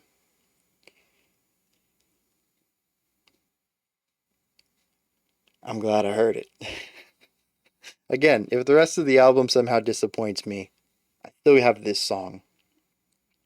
And that's really, honestly, all I wanted to talk about here. Uh, there's some other cool things in here. The drums are killing it. The bass, we got a lot of bass spotlight on this one, which I was happy to hear. The bass even got some lead melody lines, some moving ideas. They did play more rhythmic oriented stuff, which is just, that's just how the band operates here. It's not even just the bass thing. The guitars end up doing a lot of rhythmic stuff on this album so far. The drums are tasty all throughout. The vocals, once again, sort of flip between this power and projection versus a bit more of a timid, introspective sound.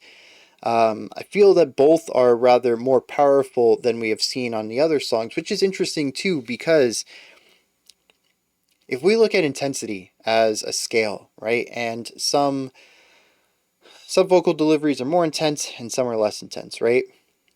But that's just within that song. What if we compare different songs where, Bag of Stones might have the intensities like this, and then Nyxoma has the intensities like this? We still have that same discrepancy between the high and the low, but it is a higher high and a higher low than another track. And I feel like that's what's been going on with this album, is that every song might have a balance between two different vocal delivery styles, but that if you look at the songs, some of them are still more aggressive overall, even with their quieter ones being more aggressive than another song's quieter ones. And I find that to be really interesting too, in that the vocalist doesn't just have two delivery modes. They have a multitude of them. and they utilize the ones that need to be used for a specific sound. And so even from a vocal perspective, there's still that unique characteristic being put on each of these tracks. It's not just a compositional element, it's also a vocal one. And I absolutely love that. The guitars were killing in here. Like I said, we had a lot more guitar work in here that wasn't just rhythm and texture. We had some cool melodies, we had some noisier things, we had ornamental stuff coming out of them, all over the place. I don't remember the piano showing up much at all. Maybe I just wasn't paying attention. I'll be honest, I listened to a lot of vocals on this track. I love this vocalist. He's got this clear enunciation and then just this raw power. And he can hit some high notes too. And he has these really nice runs as well as really good control. And this is something I mentioned even on Elaborinth. When he hit that really high note with the pressure behind it, it started to crack into a little bit of grit. He pulled it back in, did a little bit of a run, went back up to a high note, put a little bit more grit into it. I mean, the air control to know, hey, I need this much power to crack the note. I need to rein it in. I need that pressure again. I also need to distance this out because I'm holding this out for like 15 seconds or something, you know. And I have all this movement in it. Like, the vocalist is, everybody's talented, honestly, but the vocalist is what's standing out to me the most. The drummer's just got some wild time signature stuff. Multiple limbs doing multiple things. It's always going to fascinate me. I hear good bass and guitar work, but they're not putting the spotlight anywhere near as much as the vocals and drums are for me. I'm hoping that changes across the album. I'm not counting them out as not having chops. I've heard, a couple of ideas where I'm like, yeah, this guy's got some skill to show. And they're just not giving him a chance to show it off. Is there anything else I want to add to this? I loved it. I just want to say that again. I don't have lyrics for this track, so we're going to push forward to the next one. Captain Syracuse. We're going to follow that up with the... Oh, yeah. I was like, wait, is my plan wrong? No, we're going to follow it up with the 5-minute RUSMTSIM. I don't know how to pronounce that. Y'all can help me when it comes up and shows up there in 8 minutes.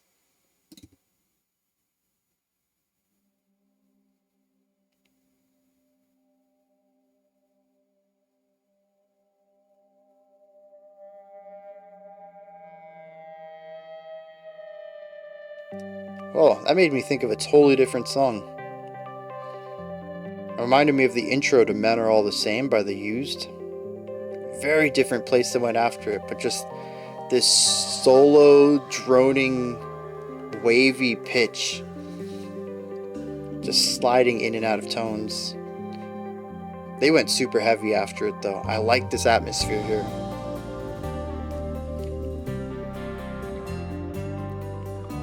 Oh man, the bell of that cymbal creating strong accents and a different timbre.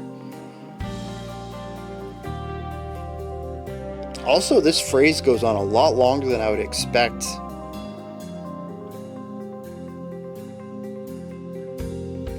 Yeah, because there's no bass kick. Okay, here we go. We have bass kick and cross sticking now. Helps fill out the format of this section, but before that it's just ride cymbal. It sounded almost formless, just kept going. Really interesting balancing too. Heavy guitar over here, not much over here, although according to that, our left and right's pretty balanced there, even though they don't sound balanced to me. This guitar, keyboard, it's buzzy.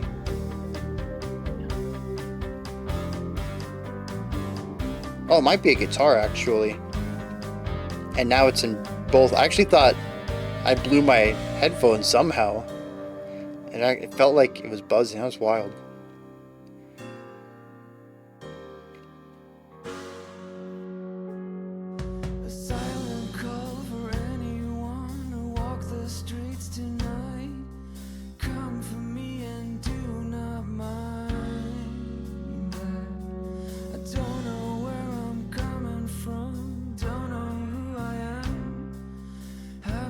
Yeah, another 3. They really love 3.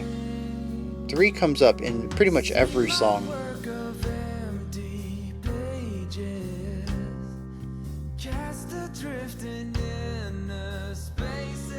Actually, with how often we hear 3 and 4, and the fact that we might be hearing 3 against 4 polyrhythms, we may find out that a lot of these songs are written in 12/8.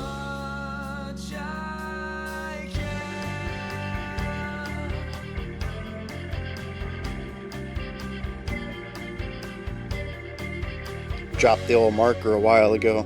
Figured I should get it.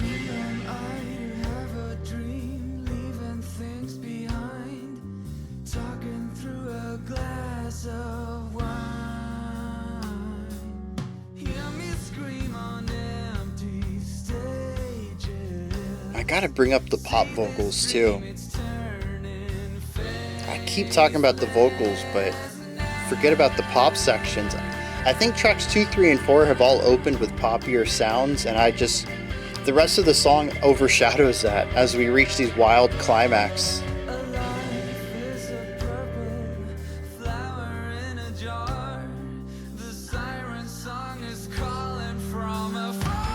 Oh, the whisper into the belt? Yes.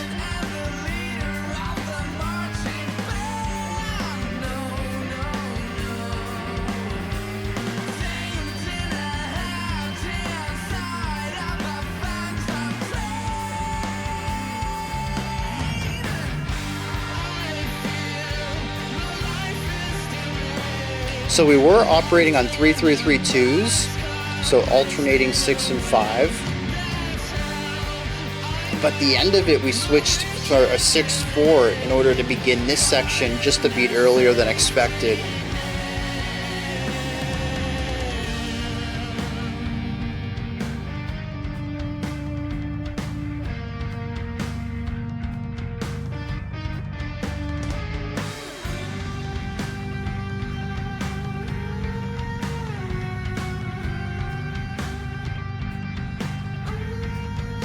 One, two, 1, 2, 3, 1, 2, 3, 1, 2, 3, 1, 2, 1. Yeah, they're constantly doing that, alternating 6 and 5. We could call this 11/8 if you wanted to. I think having the bar lines would help, but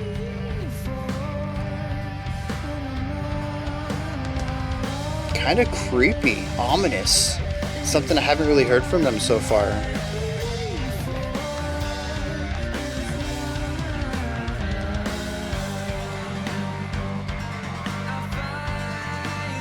Oh, that synth patch.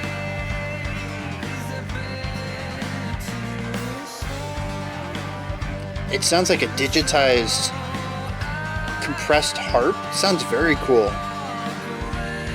Like something that would have come out of the 90s.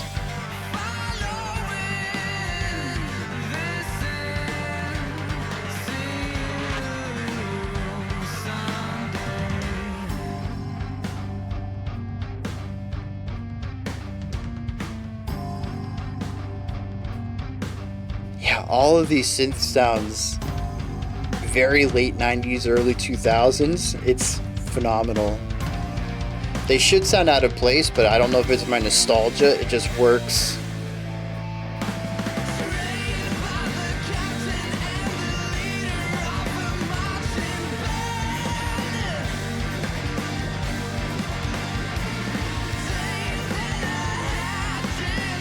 There's so many layers. The drum changing up in the middle.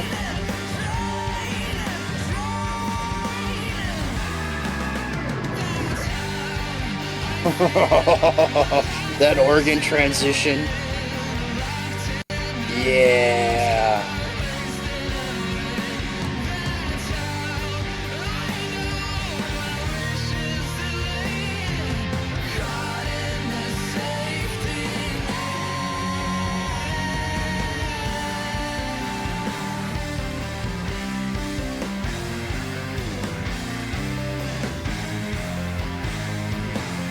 This left guitar is really obscuring the time signature, playing all over all sorts of lines.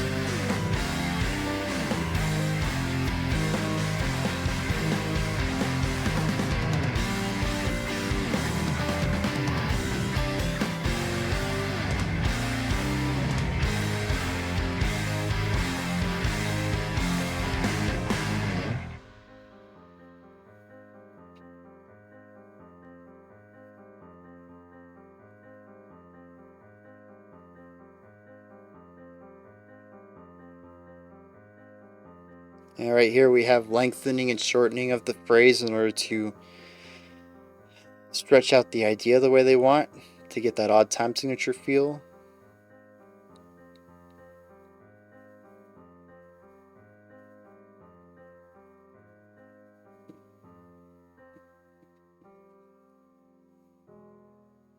Oh, a rogue lift at the end of the track.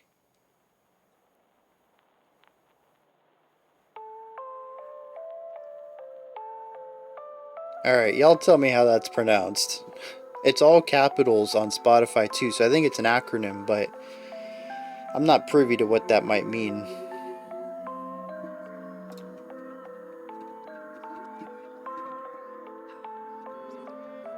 And nothing in what I see of the lyrics seems to have that acronym to it.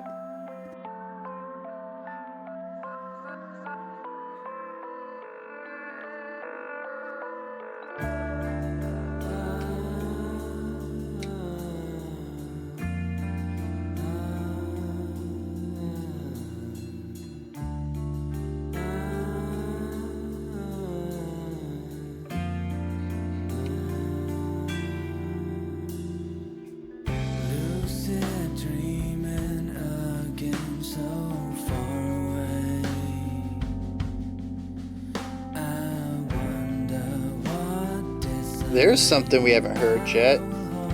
Get them ghost notes on the snare. That's a very reined in drum decision. The drummer's been explosive this whole album. I'm like, alright, I'm just going to chill out for a little bit. Keep the energy going in a lighter way.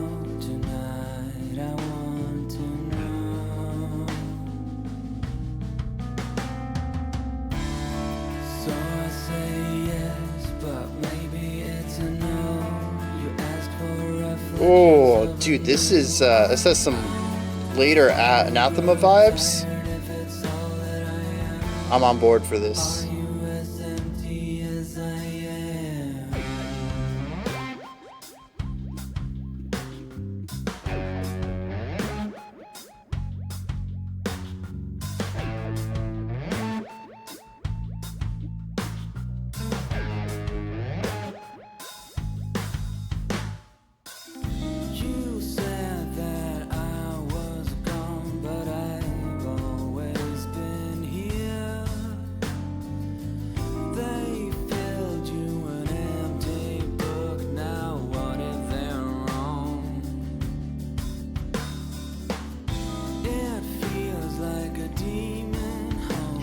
I like how this is like partly very haunting and ominous, but then there's also this vibe like sitting on a beach. I think it's primarily this acoustic guitar over here on the left.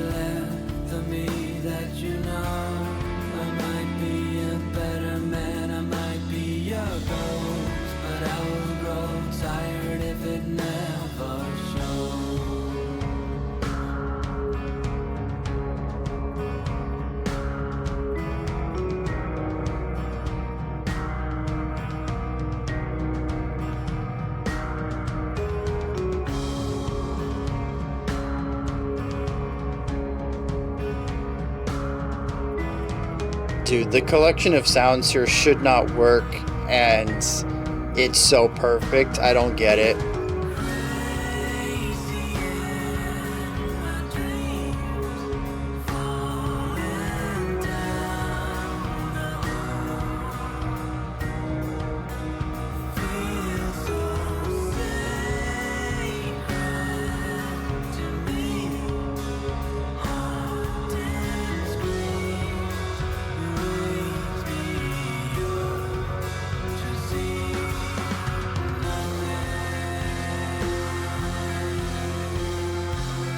The polyrhythmic arpeggiation.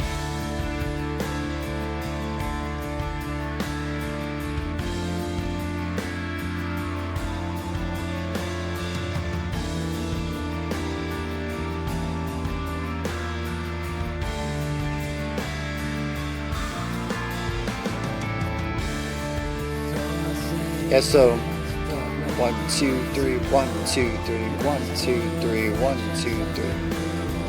1, 2, 3, 4, 1, 2, 3, 4. You can feel them both. I do think a lot of this might be in 12/8. I'm trying to think back if Vulkan was one of the bands who contacted me last time we checked them out and had mentioned that. Because sometimes we get bands, they pop into the comment section and they give me some context, some details about what went into the writing process and stuff. And it's always really cool. And I know there have been a couple of bands that have been more temporally leaning, where I'll be like, I have no idea what the time signature is. This is what I got out of it. And they'll be like, no, this is it right here. And I wonder if they're one of the ones who had done that. I can't remember. But somebody had told me about this 12/8, and I wish I could remember who it was. Because, you know, there's a lot of songs that can be felt in 3 and 4 simultaneously. And it's really easy if you come from a sheet music perspective to write them in 12/8 because both the 3 and the 4 fit within that framing.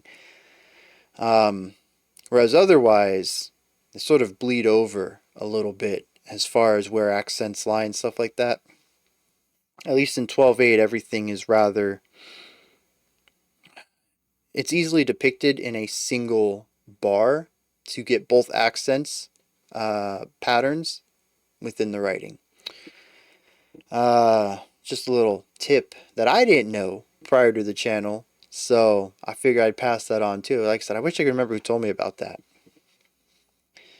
I don't know if these guys come at it from a writing perspective though, and I suppose if it's more of a feeling gut kind of thing where, you know, this is just what I play because I played it out one day and they're like, yeah, we'll stick with that, and we recorded it and I just had to learn it. You might not be thinking about stuff like that, and then you just count it out however works best for you, and maybe that's different from how somebody else counts it out. But sheet music, it's really important to make it clear what the intentions are rhythmically and with the accentuation pattern and what the phrasing feels like from a rhythmic perspective. And 12/8 does a great job of capturing both 3 and 4 simultaneously. But yeah, right there at the end. You can count it in 3, you can count it in 4. Both of them work just fine. I want to bring this up now because I haven't yet. Other than RUSMTSIM, Bag of Stones, Nyxoma, I still don't know how to pronounce that, and Captain Syracuse all started with very poppy intros. Not just with the vocal delivery, which, yes, that tended to be a bit more produced, more clearly placed, more resonant in its delivery. But also the music under it tended to be super palatable, even if the song would go into vastly different ideas. Which, yeah, they do. Bag of Stones takes on super psychedelic stuff. Nyxoma was the one that went into a very post-hardcore direction. Captain Syracuse went to a very prog rock direction. They all sort of expanded past this, but all three of them have very pop style or pop aesthetic openings on them. And I like that. I do, because once again, we talk about genre and influence, it's just another one to throw on the stack. This group is a chameleon. I really think they could play whatever they want. They have a vast understanding of how all of these genres work, not just within their own realms, but how to overlap them so that they can perform them together. Sort of like creating a Venn diagram between all this and figuring out what the core elements are that are similar so that they can take that and make songs out of them. Because remember, even at the end of the day, if Bag of Stones doesn't have post-hardcore elements in it, it's primarily psychedelic and classic prog rock. And Elaborinth doesn't really have any of the progressive rock sounds to it. It's more of a progressive metal track. They all sound like they belong to be played back to back. There are enough similarities somewhere along the lines that doesn't make it feel like an album of entirely disparate stuff like a sampler disc could be. This doesn't feel like a sampler disc. Part of that is going to be a collection of tones, right? The guitar tones change a little bit, but there are recurring ones. The vocal delivery is rather steady. The drum work is consistent throughout. There are elements that hold the glue together on a sonic level, but there has to be some stuff on a compositional level that does that as well. So it really pays to understand how all of these work together, even if you're not going to be combining them all at once. And pop, just throw it on there. I don't get it. I'm not going to say that I understand how they have put all this skill together and make all this work. I'm not going to say I get that. It's just magic. At some level, as much as I can go into breaking this down and saying this is why this works and this is why that works and this is why it sounds cool and this is why it's groovy and all that stuff, even for me, there's a level where I'm like, okay, that's just above my pay grade. That's just art at work. I can't explain that one. It's just fantastic. And I think this is one of those areas for me where it doesn't really make sense to me. Even right there in RUSMTSIM, there's so many instrumental timbres in there that don't sound like they should work together. And I think if you had given me a snippet of that out of context, I've been like, no, that instrument's wrong. It should have been produced this way, or they should have got different strings on it, different body. The timbre's just wrong. But in the overall context of it, hearing how the song evolves and how we get to that point, it works. I don't know why. Uh, I don't get it. It's magic. Vulkan are wizards.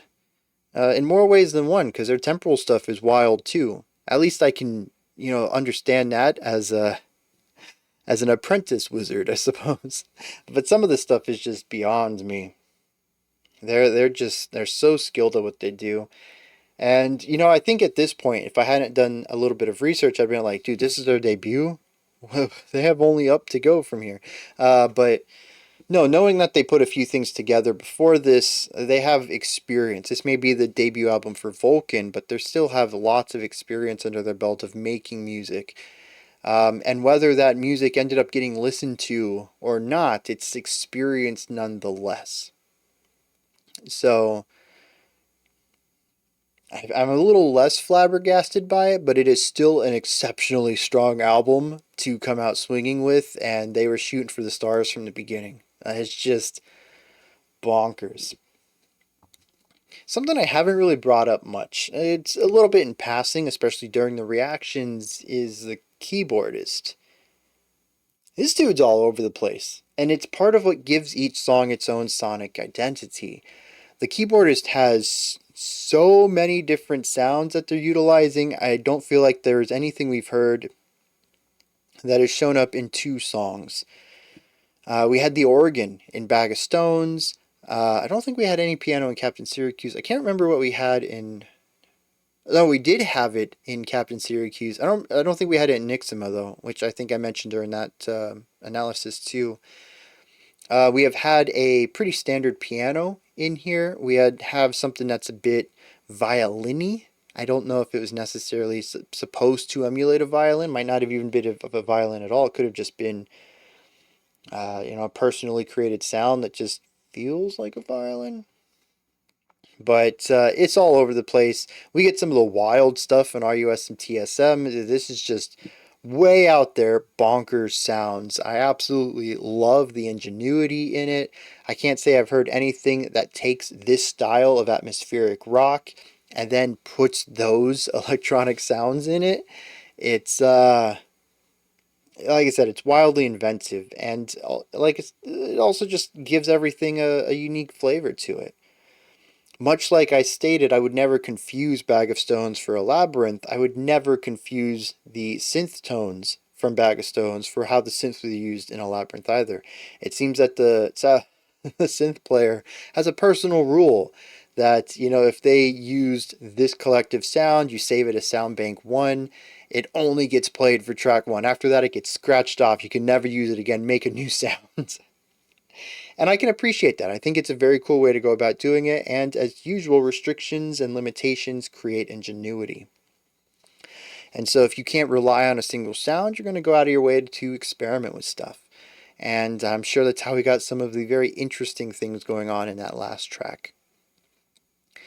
For once, we have some atmospheric stuff that I'm engaging with. RUSMTSIM. I don't know how many times I'm going to be able to do that correctly at that speed. I'm going to start slowing it down because I will get tongue-tied. This is very sad. And ominous. It kind of balances the two of them. There is a sorrow to it, but I think the eeriness of it all is more predominant.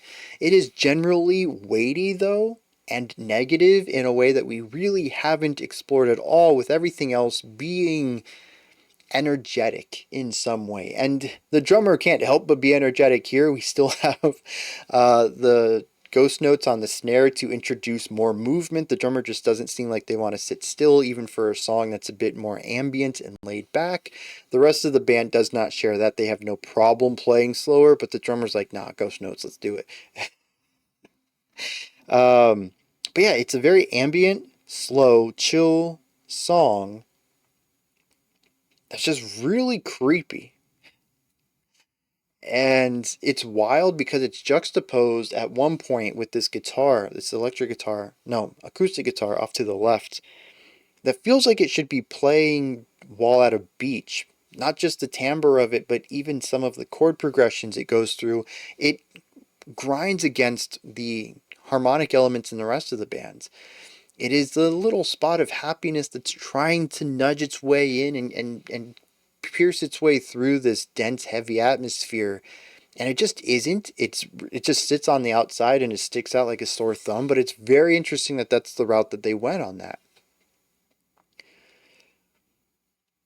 That was a bizarre feeling for me. Like being sad with a bottle of whiskey on a beach chair, on a beach at the end of the shore, water lapping up to the bottom of the chair, and like dark clouds rolling in, and you're just sobbing. You're like, this is fine.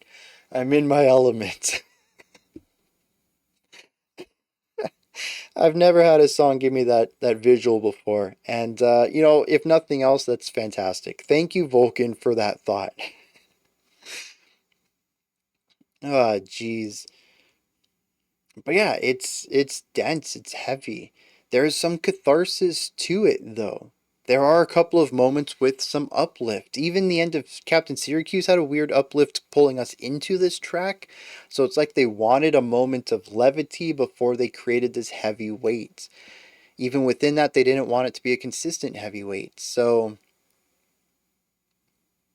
yeah, it's an interesting collection of sounds on this one. And of course, this is the one where the keyboardist went all out and introduced us with some really bizarre tones as well for the sound, remember. I don't necessarily think the sounds in isolation are bizarre, just not things I've really ever heard with a song going for this.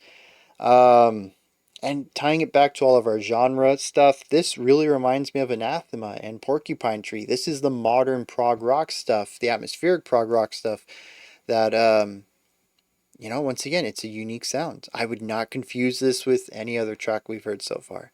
I'm curious if they're going to be able to keep this energy up. We're halfway done. 5 songs that are all cohesive enough to be on the same album, but diverse enough for me not to confuse them. Can they keep this energy up? Technically, we really only have 2 full-length tracks ahead of us, one at 11 minutes and one at 10. Then we have a 5.5, a 6, and a 4. They're all quite short compared to everything else. Up to this point, the shortest song had been 8 minutes long. So to have some 5s and 3s and 4s to wrap us up that's short for them. But yeah, I'm wondering if they're going to be able to keep this energy up and keep writing new stuff. I mean, it's not like it's the first time. Just last month, a couple weeks ago, we checked out A Pain of Salvation's B. That was, every song was drastically different. I don't think a single one sounded the same. We had Deer Hunter's Anti-My not too long ago. I think that might have been January or February. Same deal. So, it's not unusual. It's not unheard of. But these things are so diverse. They're gonna run out of genres, right? At least with Pain of Salvation, they're like generally rock on all of them. Same with Deer Hunter, a little bit of rock, a little bit of theater. But here they're like, yeah, we got pop, we got psych, we got post-hardcore, we got some modern prog, we got metal in here. I mean, How many things you got up your sleeve before you run out of spice? Like I said, I thought I had a clear look at that spice rack, but this soup is getting very flavorful. The metaphor is not getting better as I keep reintroducing it. Lyrics. Alright. So, Captain Syracuse. I have no idea what's going on with this. There's a lot of metaphors about having dreams, wanting to do stuff, but like having to leave things behind in order to do that, making sacrifices, and then not being able to actually go through with them for whatever reason, maybe hurdles in your way. Kind of leans into this idea. It says life is a circus and justice is a clown.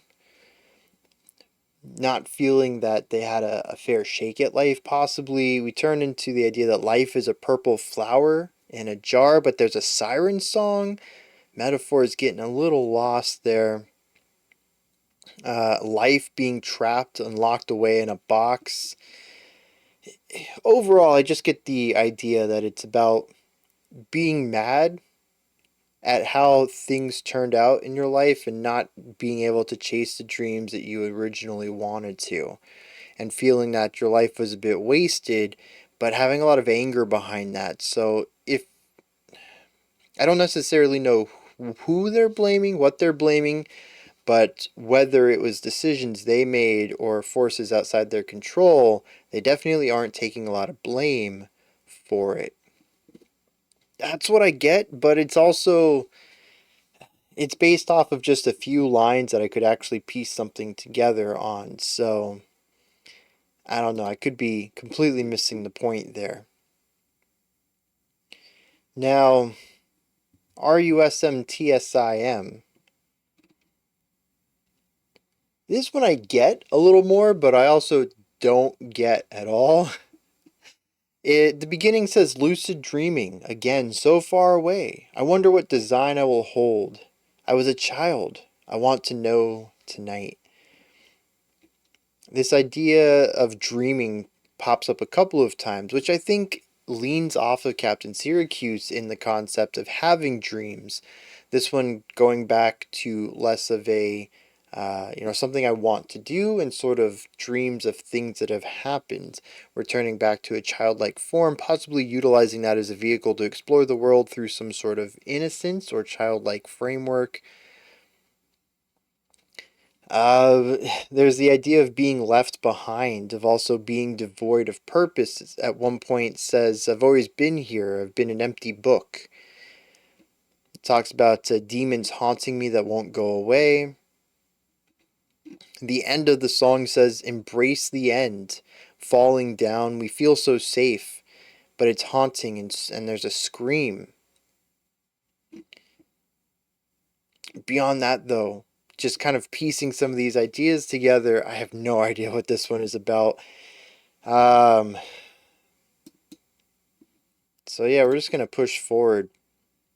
Out of the 5 tracks ahead of us, only 2 of them have lyrics, and, as we know, they're not the best transcriptions, so who knows what we will learn from them. We're going to check out the Mothership Part 1, and then Moon over Paris Part 2. That's going to take up a good 16 or 17 minute chunk. So, let's dive into this.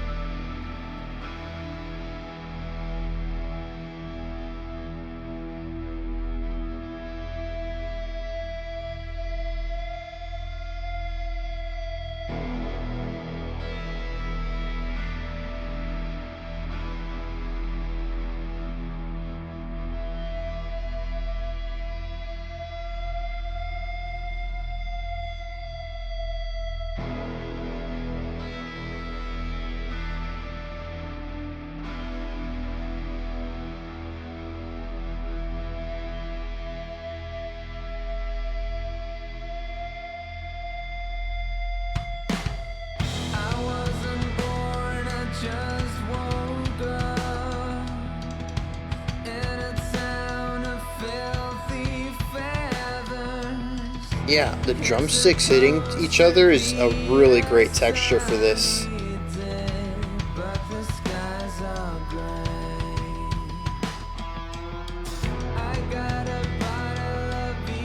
Just heavy weight, not moving forward too hard at all.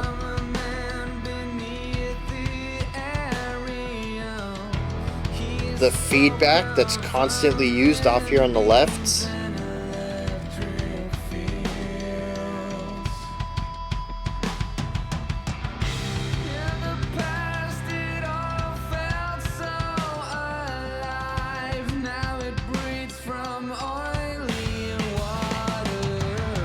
The bass and the drums taking us into that big movement.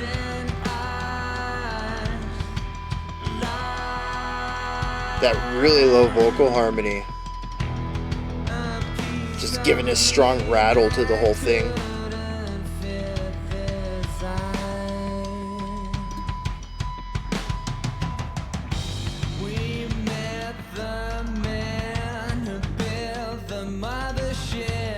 Oh, I just saw the button down here. Lyrics. I was like, no way, Spotify has the lyrics? It's the same exact set.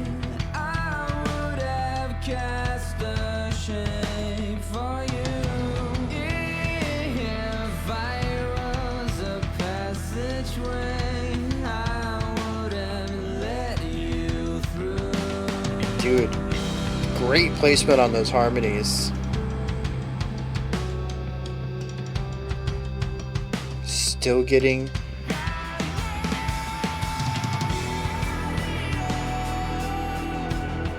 expanding on the idea, tons of reverb, pianos coming in. I think this is going to be a 5-minute song of one concept though, which is unusual for them.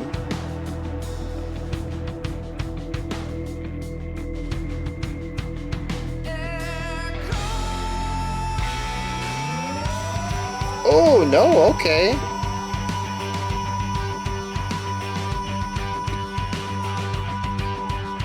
So with that harmonic shift and a temporal shift, because we had a slight tempo increase, energy shift, just everything came up a bit.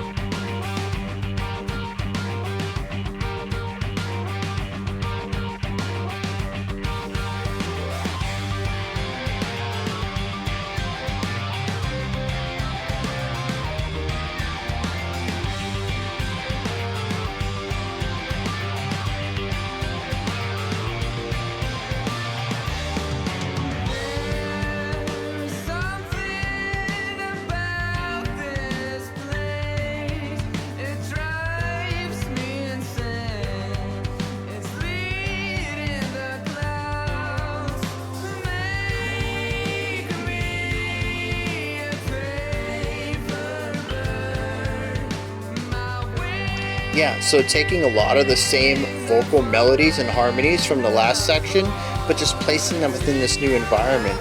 The new harmonic information, the new speed, the new energy and tempo.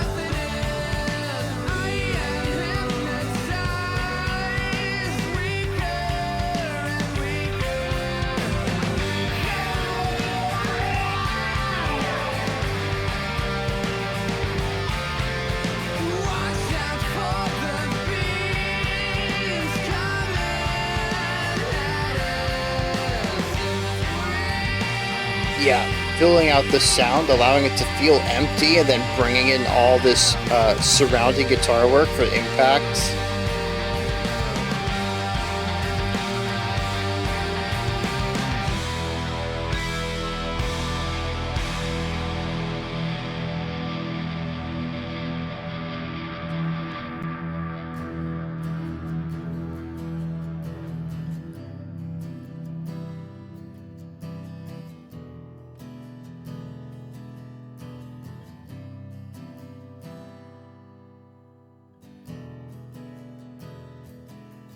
And this is the longest track on the album at 11 minutes.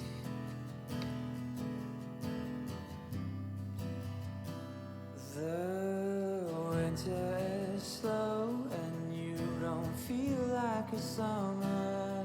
I do like the pacing of the album though. Track 5, RUSMTSIM, very slower, atmospheric. It went into the last tracks, Lethargy and Weight, very well. Even this one continues it a little bit, though I think we're going to ramp the energy back up to meet some of the vibe we had from 2, 3, and 4 to take us into our peak of this album with our epic, the penultimate track. This is also very anathema. Oh, jeez. The harmonies themselves, the little ornamental things, the rise up. We got the darkness into the rise there. Yeah, this is very much their Find Data Exit era.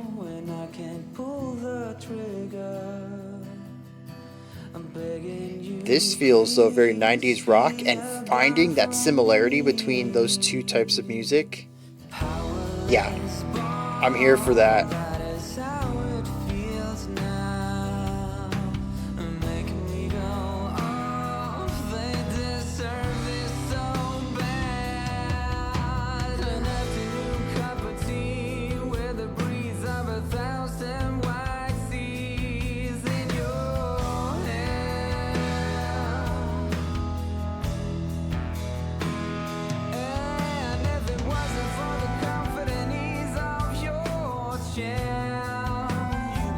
Oh, dude, okay. The flute, but also the bass, and they're doing call and response, passing of the baton stuff. Or they aren't doing it, they just did it once.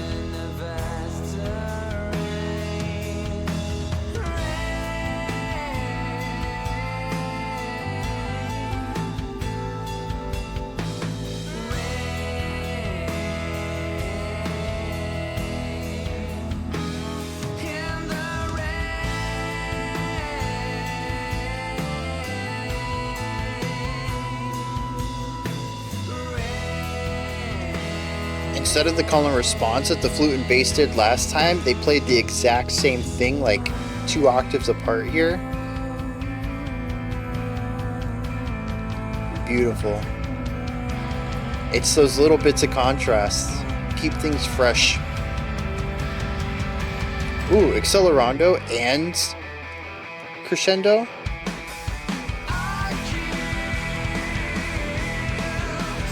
Okay.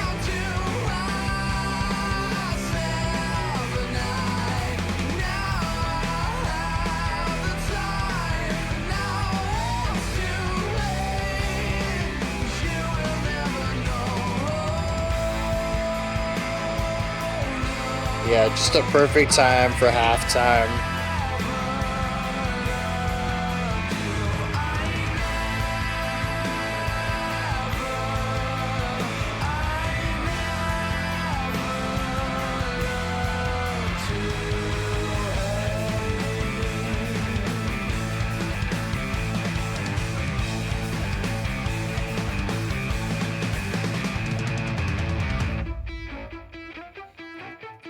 Just mastery over the pacing of this entire experience. Oh, yes. Sign me up for more of this.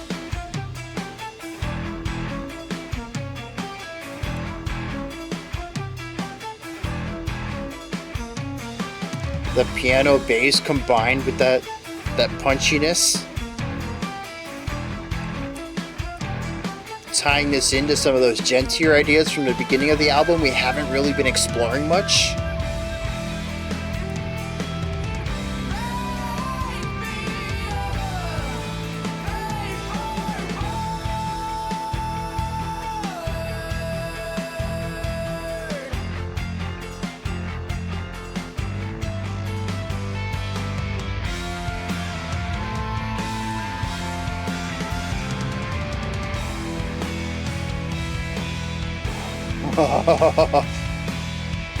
What an unusual accent pattern from the drum. Ooh, even the harmonies changed. It's brightened up quite a bit.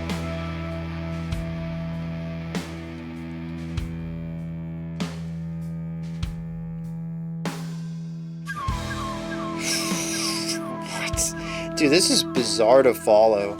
Every 4 bars we're doing something. We're not making small changes.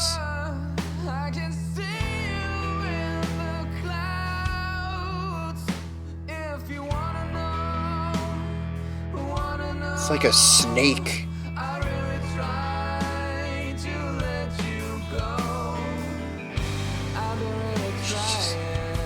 For as gritty as it is, such a smooth section.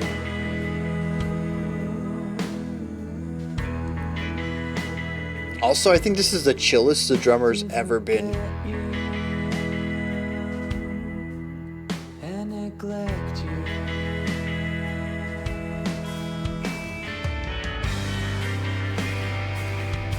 Oh, whoa, whoa, whoa, whoa. Interesting 2 beats of dissonance in there. Just enough to spice things up. These vocal harmonies. I'm gonna shut up.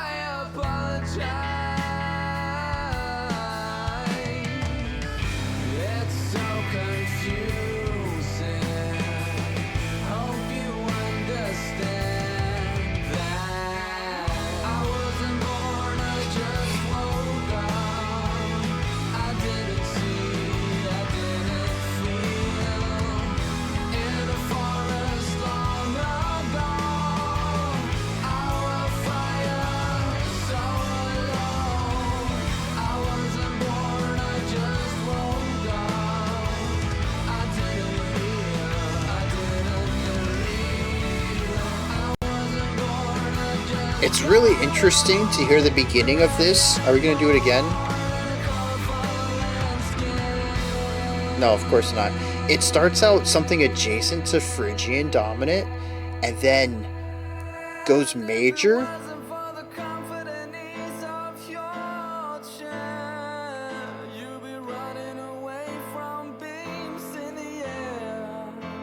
What are we doing here?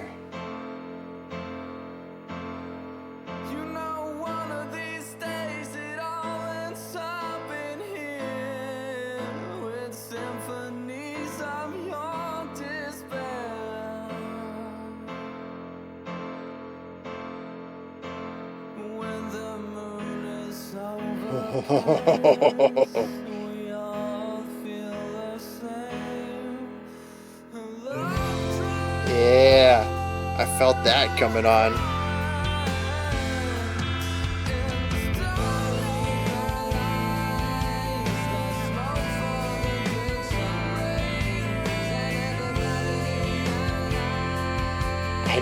This is not where I thought it was going. I knew there was an uplift, but what is this?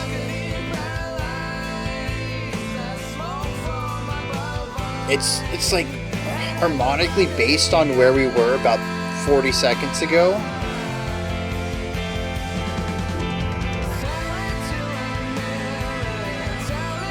There was that little bit of tension from like 2 minutes ago. Yeah, bringing back so many different pieces of... Okay, well, we got a lot to talk about. Even at descending organ line.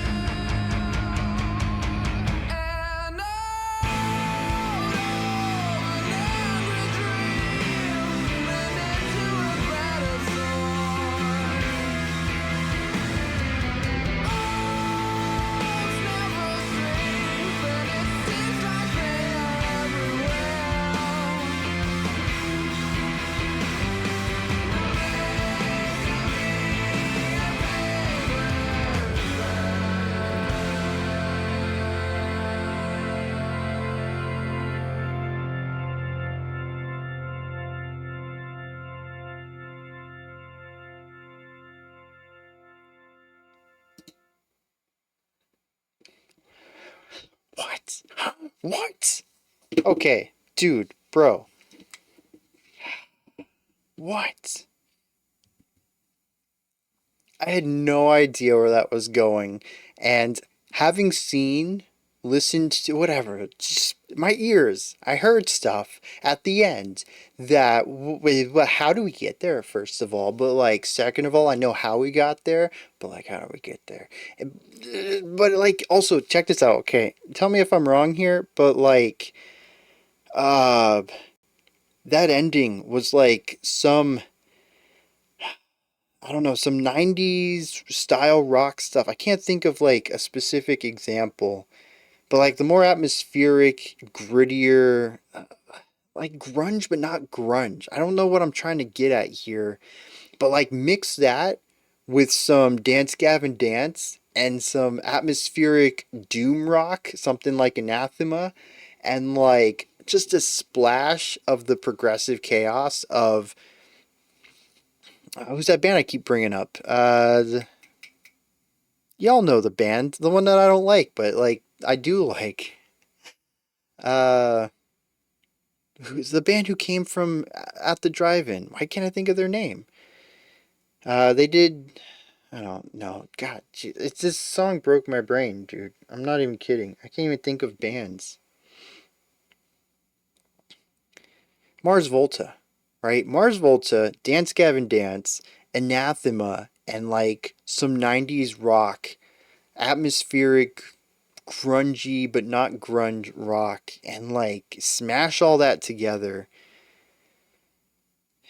and you get the ending to, not even like the whole song, you just get the ending of this track. And like every time I clued into something else, I was like, oh, that reminds me of this, oh, that reminds me of this, oh, that reminds me of this, every time I looked at something else. And just like, how can you bring all that together and yet it doesn't feel like it is any of them at all? This is 100% Vulkan. It's just, it blows. I don't know if anybody else was on there. Maybe you're just taking it all in and you're like, this is all fresh to me. Or maybe you're like, this is all not fresh to me. I've heard something just like this before. And you know what? That's pretty cool too. This is the first time for me hearing these sounds together in this manner. But I could hear all these other parts, but they came together in a way that was not the trees. I really had to focus, and be like, oh, this tree, this tree, this tree. But it was very difficult for me not to say, dang, this forest is so freaking new to my ears. Well, that's a phrase I've said.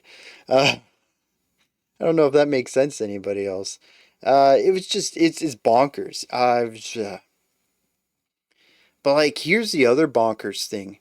I'm feeling a bit hungry. I'm trying not to speed through this. I do want to wrap this up and pause it for lyrics so I can go grab a quick snack. Um, it's almost 2 o'clock my time. And I started this probably a good 3 hours ago once I incorporate the pauses for lyrical breaks. So yeah, I'm getting a bit peckish. Anyways, just keeping on topic. Let's keep on topic, bro. How did we get here? I think this is the most important part to me.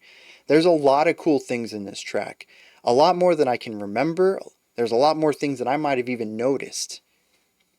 But what I think is awesome is that where we ended really is not too different from where we started. And that's the fantastic part of this song, and kind of both of these songs combined. The Mothership was sort of its own thing. But a lot of how I think about it relates to Moon Over Paris and how these two songs interrelate. The Mothership crafted an atmosphere not too dissimilar from RUSMTSIM. I told you I wasn't going to be able to keep that up.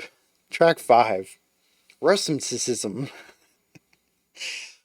It retains a lot of that moody energy that we had there that was in stark contrast to all of the energetic proggy stuff we had up to that point. All the rhythmic, harmonic, melodic kind of stuff. And ditched a lot of that for a really strong concept of atmosphere and leaning into something emotionally sounds. And I thought that would be it. That was the contrast point. We're going to head back into something else. And And no, that was like, this is where we're going for a while, so, strap in, it's gonna get heavy. Heavy atmospherically, not heavy musically, which is interesting because, well, no, because Captain Syracuse was not. I was thinking because we just came off of something that was a bit more punkier and driving, but no, that was Nyxoma. So anyways, we just chill out for a bit with RUSMTSIM. It kicks up a little bit towards the end, but it's still mostly atmospheric, and then that punches us with the Mothership. And this one picks up where that one left off, once again going for weight and heaviness and atmosphere. Now, towards the end of it, we do pick up a little bit. Once again, kind of goes for a different angle on it, but I don't think it ever really loses any of the emotion. It just takes the energy up a little bit to drive us into Moon over Paris, where, interestingly, we bring things down again. I talked about earlier how this group is really great at controlling the pacing of this entire experience, if we want to call it that. They have a very tight control over when we speed up, when we slow down, when the intensity rises, when we bring it down a notch. Everything is so meticulously controlled. That we see come to a head right here in Moon over Paris. I don't know if this is actually going to be the peak of the album, but for me, I don't know how we can get past this. There's nothing that's going to top this unless they just completely shatter my expectations with Pyrrhus on track 9, because the next track is Chimera. It is a interlude. It's 4 minutes long. It's the shortest thing on the track, and it's between the two longest, with Moon over Paris being 11 and Pyrrhus being 10. Both of those almost exact. And then this little 4 minute interlude here in the middle. I don't see how that's going to be anything major. It's a palate cleanser to take us into the next epic, is how I see that. And Pyrrhus should be our high point, and then we have a 6-minute outro, which really, I think, should be one of the shorter tracks. It's wild to me that it isn't the shortest, but also a 6-minute song would be a long track for most any other band, and I'm over here saying, oh yeah, this is one of the shorter ones on the album. I'm not expecting a lot from it. It's wild how expectations can shift from group to group. But yeah, I'm expecting that to be an outro. I'm thinking we're probably going to have a 1 or 2 minute atmospheric outro with no words, and then a 3 to 4 minute song that leads up to that. That's my take on what's going to happen there. It's all going to be down energy though, wrapping the album up where Pyrrhus is our peak. But like I said, I don't know how Pyrrhus can really take us higher than where we were with Moons over Paris. Anyways, getting back on track, because I have deviated a little bit. If this is your first time here, I am prone to rambling and getting off topic. I've done pretty good staying focused so far, but yeah, back on track here. How do we get here to the end of Moon over Paris? This is really cool, because I see this song as like a 1 to 2 minute opening, and then an 8-minute concept of remix. I want to start trying to do something like they do here, because this is the coolest, most Bryan style slow burn I think I've ever heard. I don't really make a lot of slow burns because I can't listen to music that long. I need faster pacing to it. It's something that I even bring up on the channel, and I even, relate it back. This is my bias. I felt like this took too long. Maybe it doesn't in an artistic perspective. Maybe people really like the length of it. But for me, that just lasted too long. I could have cut it shorter. In fact, I even think I've made that comment earlier. In the analysis for track 2, I was like, if I have a criticism, it's that some of these slow burns take too long. I like faster pacing. I need more contrast, more dynamic elements. This was pretty much an 8-minute slow burn, but it worked. And here's why. And I picked up on it about halfway through, and I was like, wait a minute. This is what they're doing. And I was like, I think I even said it during the reaction. We got a lot to talk about. What happens is that they change something every 4 bars. I kid you not. Go back and listen to that track, and about 2 to 3 minutes in, when you start hearing things that sound similar to what you remember from the end of the track, start counting it out. 1, 2, 3, 4, 2, 2, 3, 4. And you count that up to 4, 2, 3, 4. Then you start over on 1, because listen and something new is happening. Maybe the drum changes a pattern. Maybe the guitar changes its riff. Maybe it's a texture change. Maybe the guitar changes its tone. Maybe the bass adds a new lick. Maybe the organ comes in. Maybe the piano comes in with a totally different on the keyboardist. Maybe there's just a new thing going on in the vocals. Maybe we didn't have vocals and now we do. Maybe the drums were halftime and now we are at double that. Now it feels faster. Now it feels slower. They have actually shifted to halftime. Maybe there's harmonies in the guitar line now. Maybe we took a guitar idea that we had and we've changed so many things. The guitar's been doing something new. We have a new bass line under it. We have a new drum pattern. The vocals are on a new thing. Now we're going to go back to this old guitar riff that we did 2 minutes ago. It's just this continuous remix of this one sound. Everything in it gets touched and changed and evolved and modified. Sometimes it's not even drastic. It's the same drum pattern we knew, but now we put some ghost notes in it. Now we put cymbals in it. Maybe it's the same guitar riff we had, except instead of holding a note over the 4th bar, now we have a riff to go in there. It's all these small modifications. Maybe now that we have this new 4th part to the guitar riff, maybe we can change the first part of it. It's small modulations. It's like a Ship of Theseus thing going on here, except instead of replacing it identically with new parts, we're constantly swapping it out for small modifications. I don't think this is a Ship of Theseus thing. It's slowly modifying something piece by piece. If you don't pay attention, it all sort of sounds like it's the same thing you've been listening to, slightly different. You don't really know what's different. It's just not the same. It's very different from the typical slow burn of adding layers, because that's about consistency all the way through. This is about having all your layers to start with, or most of them anyways, and slowly changing them. Not completely. Maybe sometimes completely. Maybe it's a brand new guitar riff, but not always. Maybe it's subtle changes, until by the end of it, you're in a totally different place. It all feels similar-ish. But dude, this is a totally different song we're in right now.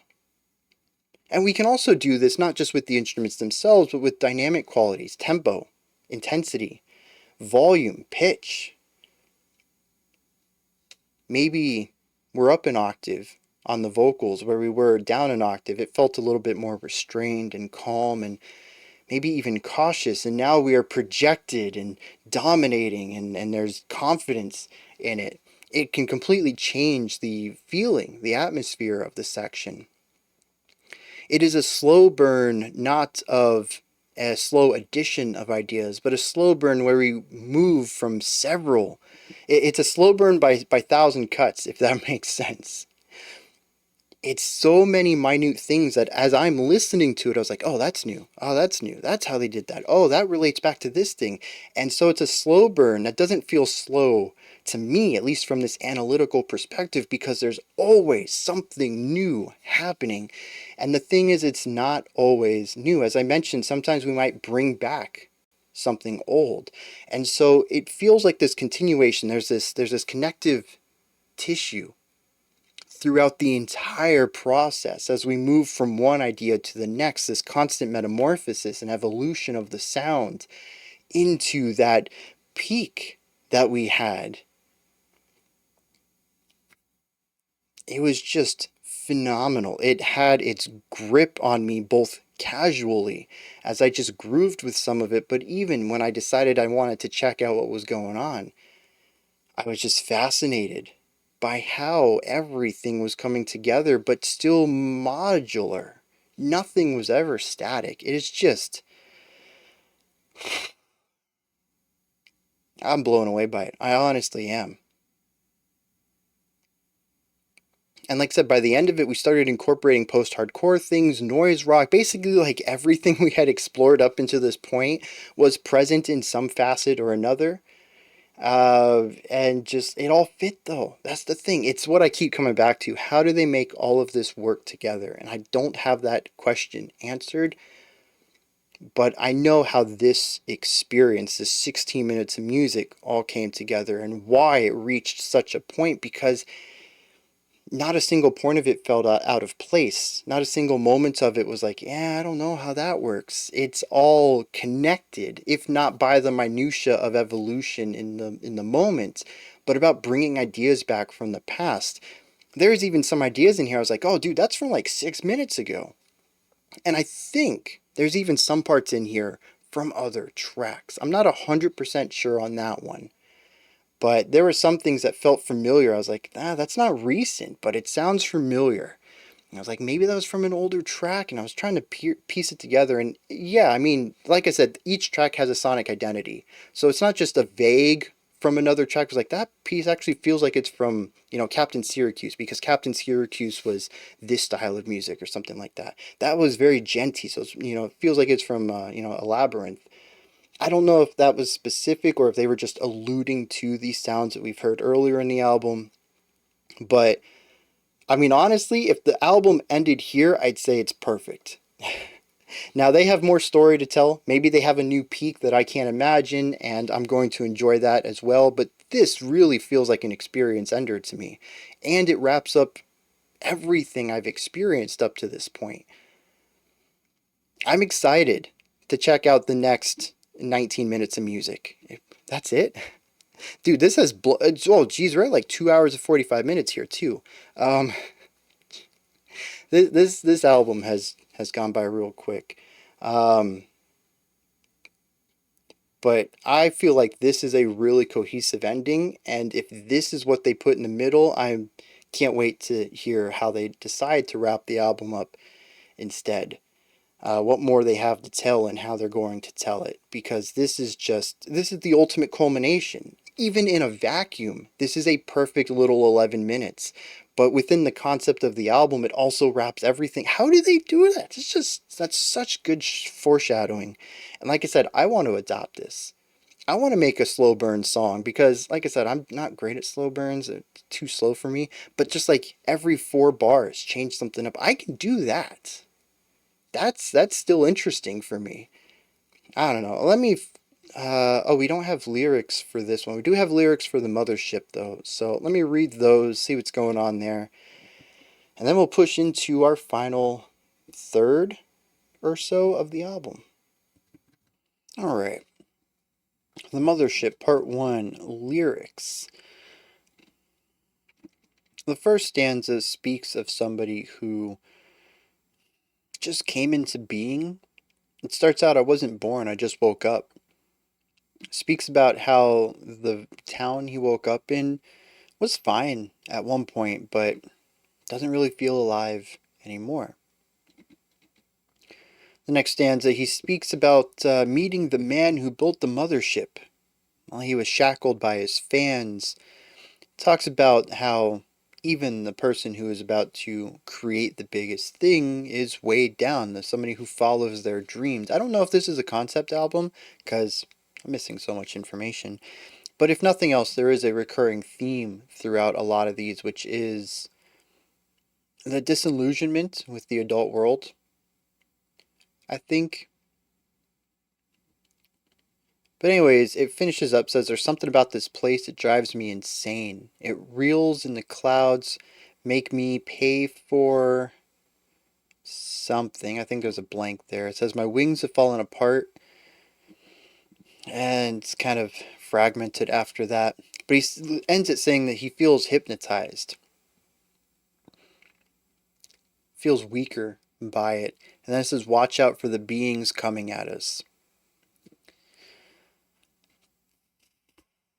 I really hope somebody in the comments is like, hey, I have the liner notes. Here's the lyrics, because I'm really intrigued about it.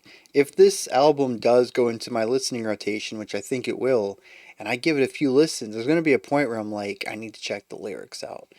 And at this point in time, there doesn't seem to be a place to do that. I really thought Spotify was going to have my back, but I went and checked, and the only songs that have lyrics are the ones I already knew about, and they're pulled from the same fragmented, poorly formatted, and honestly, lots of typo source that I'm already using. So Spotify isn't doing any better than I am.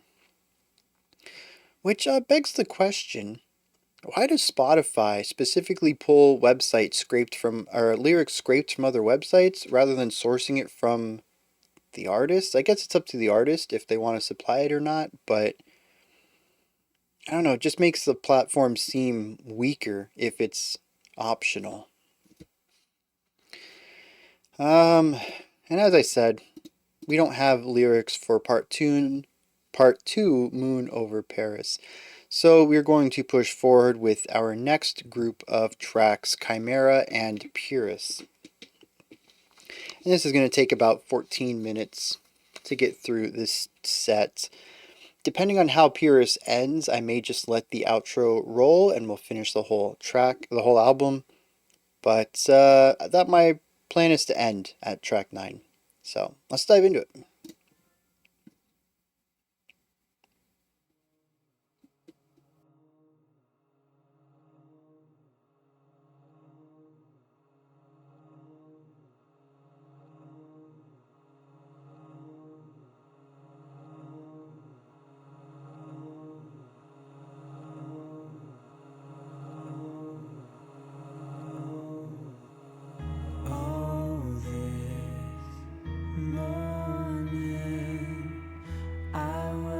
That's not his falsetto. You said something about a storm. All my flowers, can you help me out? It was So we actually have two guest vocalists here, Amina Katui and La Auberge.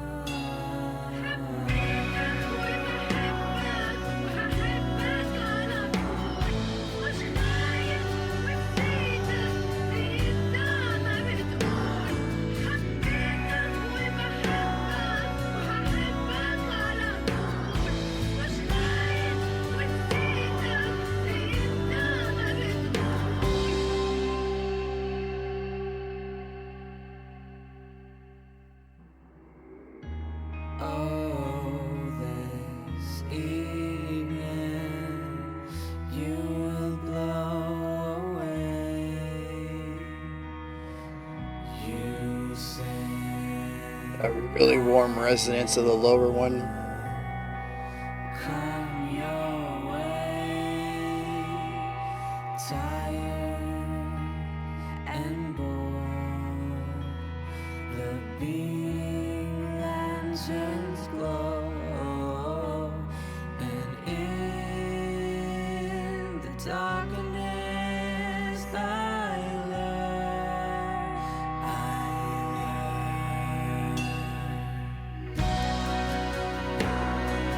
Oh, what a beautiful expansion of this idea.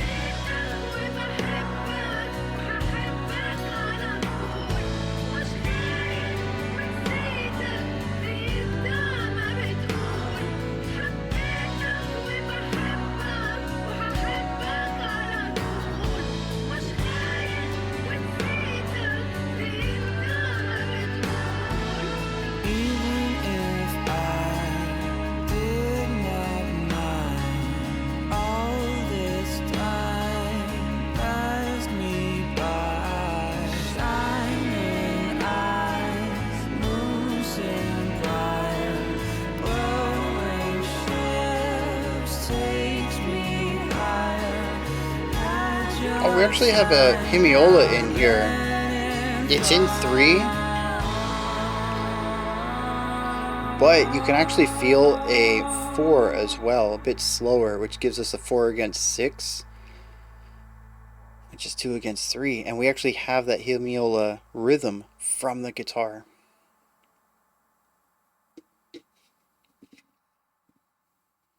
Oh, I kind of figured that would be a lead-in to Pyrrhus, but no.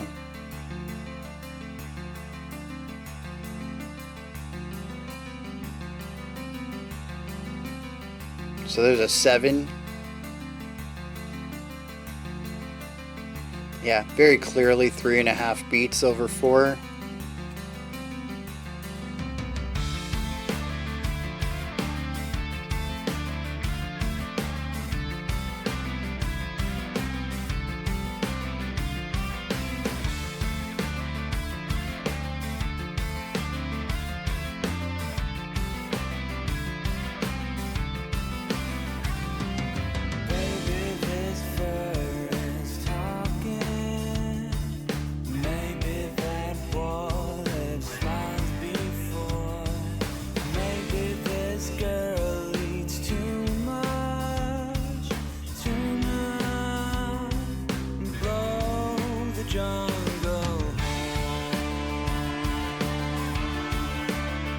I got some trumpet in here for Magnus Groomer.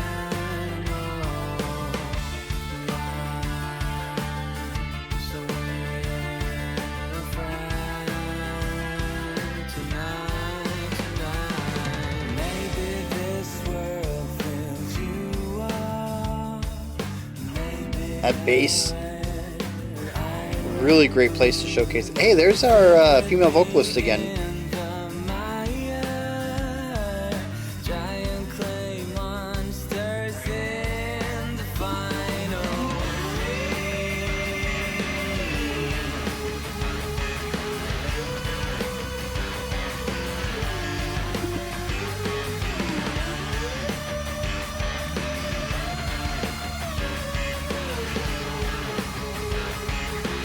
There's some more of those wild tones from the keyboardist.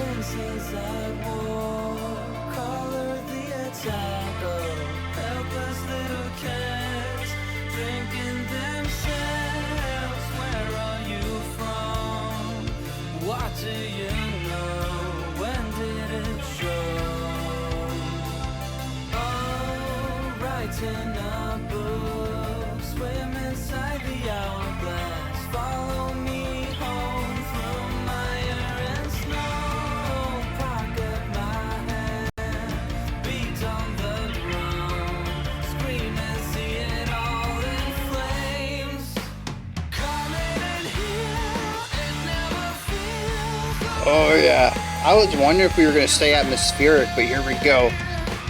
Kicking it back to some of the earlier sounds we had in the album.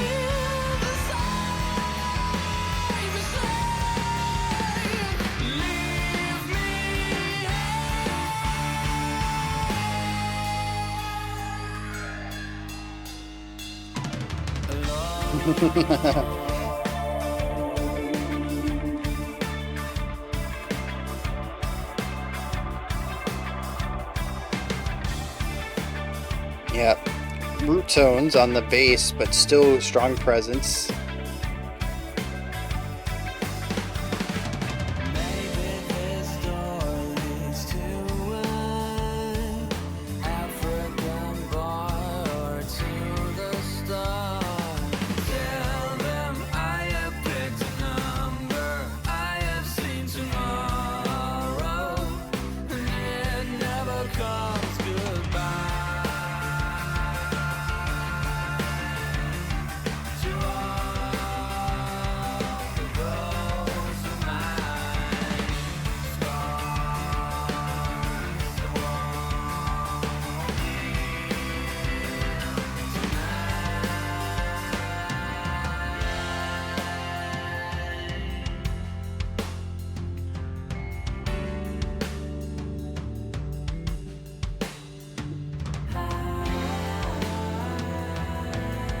We haven't really heard the trumpet much since that earlier part in the song, right?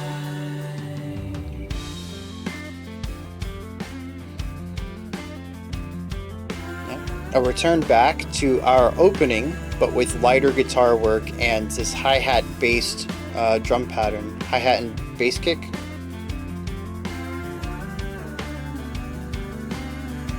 And of course, the backing vocals.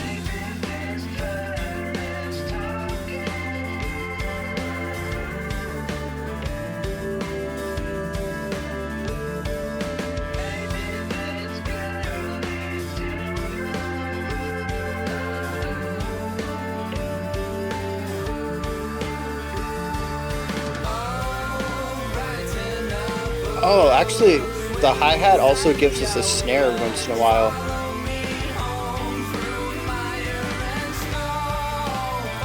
Dude, this drumming is wild.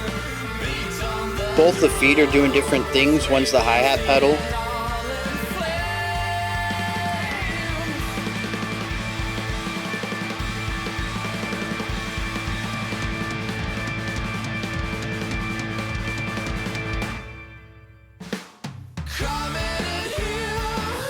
Bringing the chorus back. All right.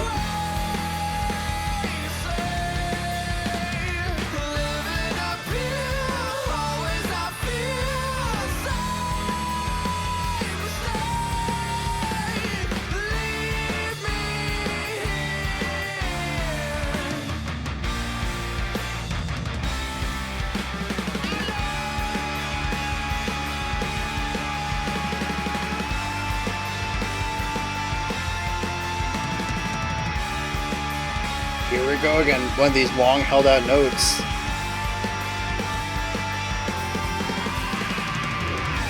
Does it have enough in the tank left for that?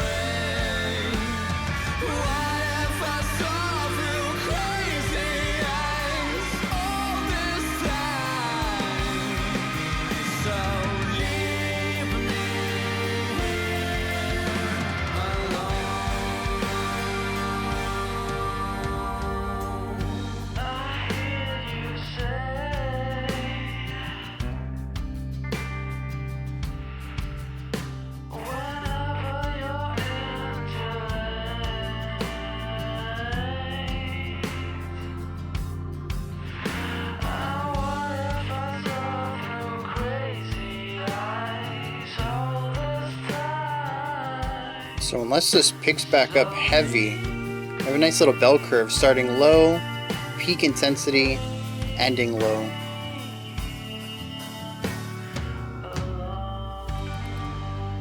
I mean, they still have 2 minutes, but that feels very final.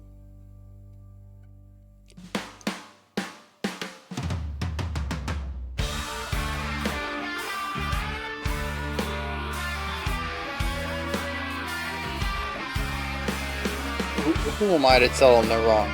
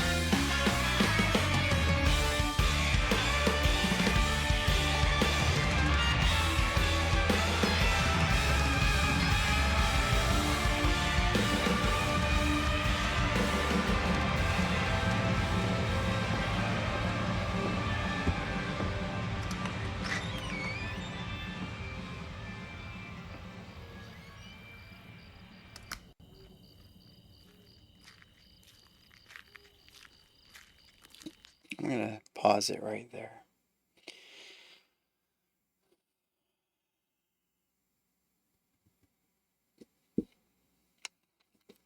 All right.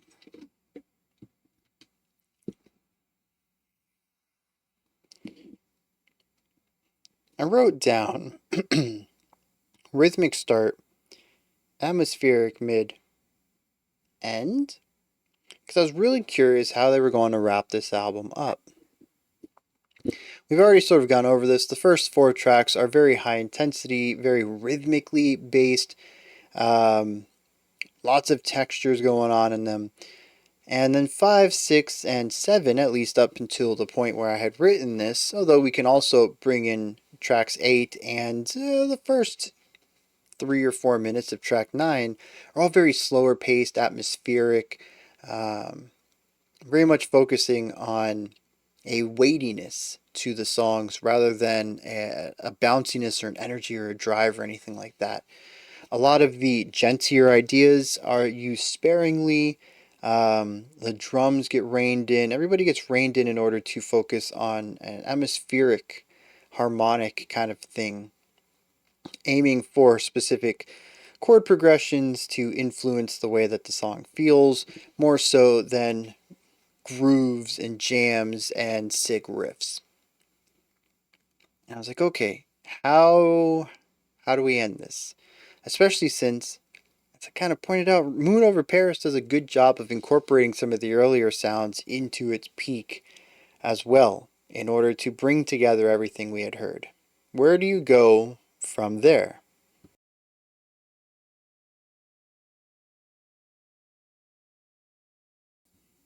Well, Chimera says we stick with the atmosphere, and I was like, okay, that works for me. It's not a song that I think stands on its own too well, but it's also an interlude. It's 4 minutes long, which is longer than most singles out in the mainstream world. But it is the shortest song on the track. And it is also the most focused. I think even when we looked at Mothership Part 1 and even RUSMTSIM, where I thought they were going to be very singular and focused, they did have a second part, a massive shift towards the end of the song that helped give it some extra depth. Chimera, being only 4 minutes, does focus on one specific sound throughout it. And it sticks within that atmospheric sound. Like, okay. Interestingly, it doesn't transition into Pyrrhus. Pyrrhus begins on its own and also starts out slow and atmospheric, moving away from a lot of the poppier starts that we had at the beginning of the album and moving away from all the energy. I said, okay, this is part of the slowing down. So maybe Moon Over Paris is the peak, and everything that we are in is the denouement. It's just a really long denouement. So that's not how it works though. Pyrrhus ends up being a very full and dynamic track. It starts out dreary and atmospheric and heavy like the few tracks before it, but after a couple minutes finds its footing, gains some energy and drive, and goes for it. We introduce trumpet. We have some extra vocals going on, the same extra vocals that were on Chimera, or at least one of them. The keyboard, as usual, is all over the place, incorporating all sorts of different sounds to it. And the drums are constantly bouncing back and forth between the sparser, more restrained style that they've showcased in the past couple of tracks and something a bit more bombastic and energetic like the beginning of the album. It doesn't quite know where it's going, is how I felt about it. It's sort of walking the line instead of picking one side. Eventually the song ends though, not really reaching a peak that I felt was as high as Moon Over Paris, and never really bringing everything together. It eventually, as I felt, feels very close to the beginning of the album. And I even pointed that out. Oh, we're in full swing with the earlier sounds, or something like that is what I mentioned. We have the brighter, more syncopated ideas. We have this trumpet blasting throughout here. The drums are a bit more upbeat. Everything is presenting as a bright, optimistic idea. We do have some darker chords come in, but that's not out of the blue. We had some of that on the earlier tracks as well. Even though they were more energetic and upbeat, they were not necessarily emotionally positive in their entirety. At 7.5 minutes to go, there is silence. Quite a bit of silence. I had no idea what to expect here, and somehow I was still underwhelmed. Honestly, worst case scenario, I thought we were just going to have 2.5 minutes of ambience. Not my favorite choice, but I think I would have enjoyed it more than what we got, which was a jazzy-ish return to an idea that we partially explored around the 6 minute mark of Pyrrhus, but more fleshed out this time around. Bringing every instrument in on this semi-jazzy, jazz fusion kind of sound. The trumpets come in hard, there's some swung eighth notes going around, we have a walking bass line. It evolves a little bit, some new sounds come in. Trumpet changes its idea, the guitar changes up its idea, the drums expand a little bit more, adding more notes in, and then it just fades out into what we had there, with the crickets chirping and the grass, the boots on the grass or whatever.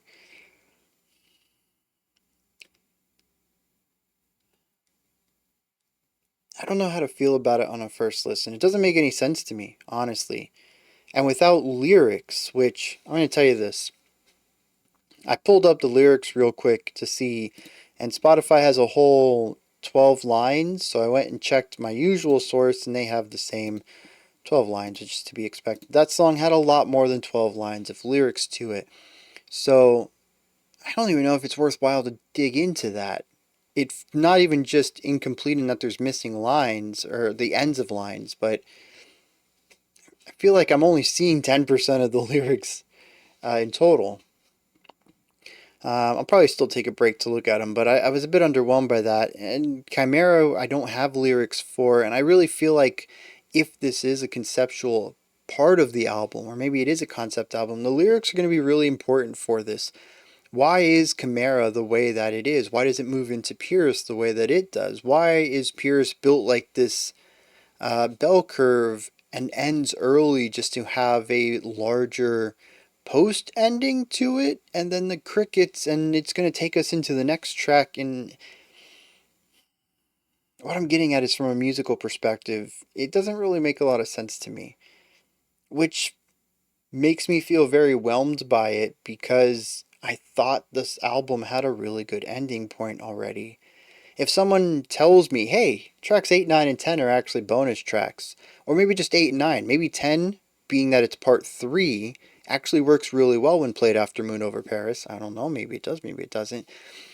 But that Chimera and Pyrrhus are bonus tracks. I probably would not disbelieve them. I wouldn't call them out immediately, because it doesn't feel right. Moon Over Paris is a really good ending. Chimera is an interesting place to go with that.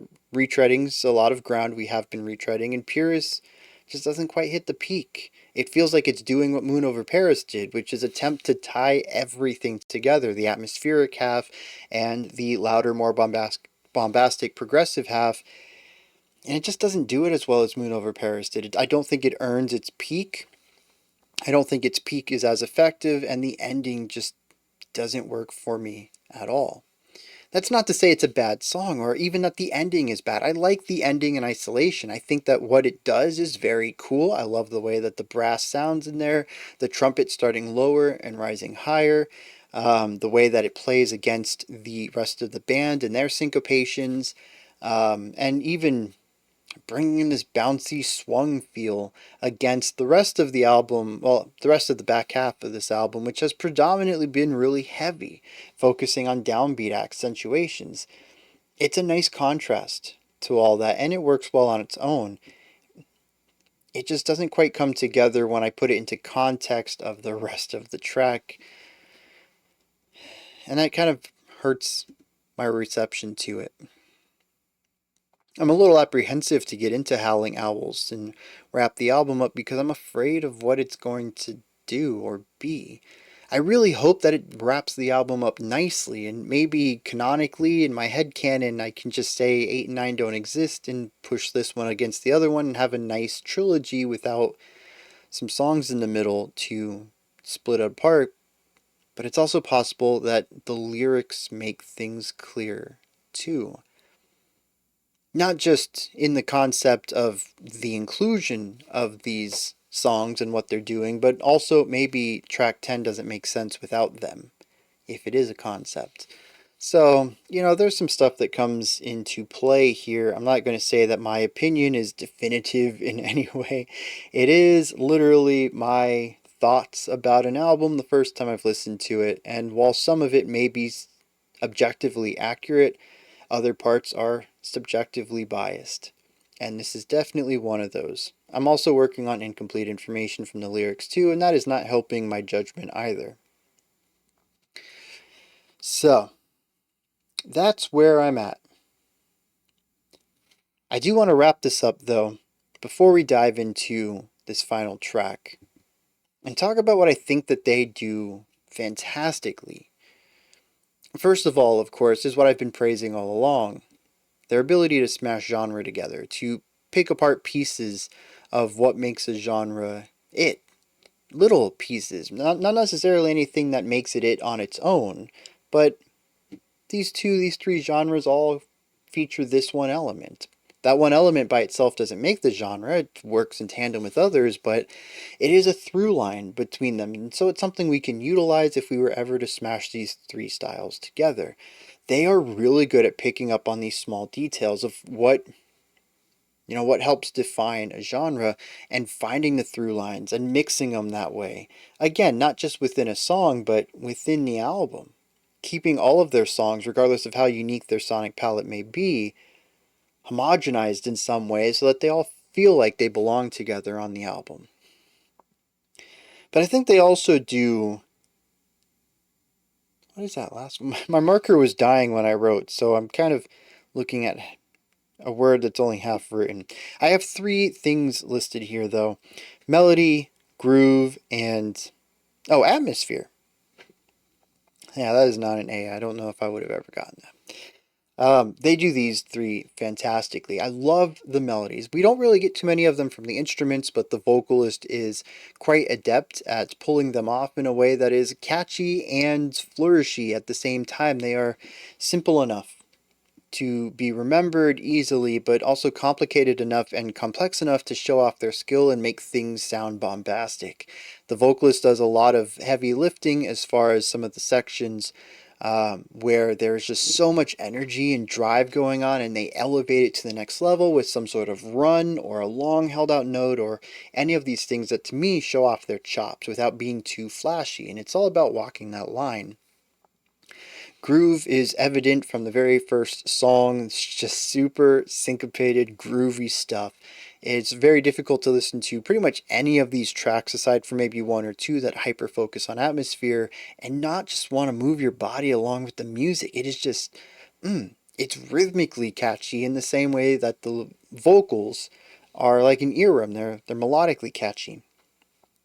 And of course, atmosphere. Looking at these last few tracks here, the way that they craft an atmosphere and inject the emotion into it and fully lean into that, exploring not just the emotion, but nuances of the emotion, little lifts, little harmonic shifts that might add a little bit of extra tension or palatability to the chord progression they have at play to introduce complexity to the emotions of the atmosphere. They just excel at all of that. While I didn't really catch too much of this in the first few songs, which all felt very Rule of Cool to me, aside from Bag of Stones, which was super psychedelic, 5, 6, 7, 8, these are all tracks that I have emotionally engaged with because they put so much effort into telling a story through their atmosphere, of injecting so much of an emotional vibe into the feeling of the music that it's impossible to ignore, even for the most active listeners. So yeah, I'm coming off this album, regardless of how Howling Owls ends for me. Really enjoying most of what they're laying down. Like 90% of this is solid. And the other 10%, maybe I just need some clarification, some explanation on, But, and just in awe of their ability to craft all of this. Like I said, this isn't their first album as a band, but it's still ridiculously impressive to debut like this as a band under this title, if nothing else.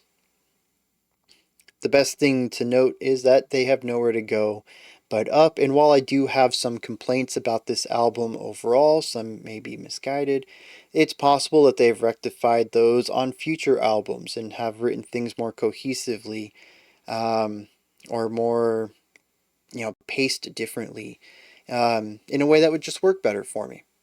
Maybe they even lean into that post-hardcore sound just a little bit more often. I would not mind that at all. Alright, let me not hit some lyrics because, like I said, they're super incomplete. And I have been eyeing them a little bit and I'm getting nothing from them. So, Howling Owls, Part 3. We do have the last half hour of, presumably, field recording on Pyrrhus. And then we'll wrap this up.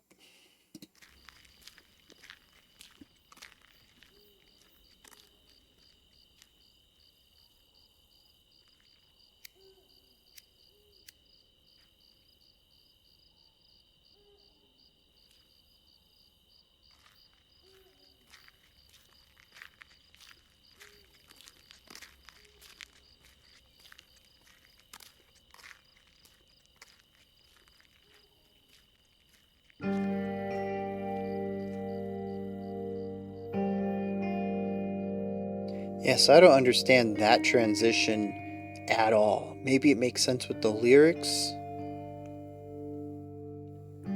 but it sounded like we walked away from a building and the ending of Pyrrhus was left in the building. It became muffled, and then we literally walked away from it. We heard the crunching of grass under boot, some nature sounds. He hit a lighter a few times. I don't know if that was to imply lighting a cigarette or something.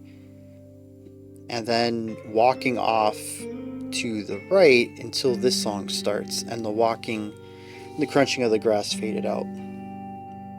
I honestly have no clue what's going on with there.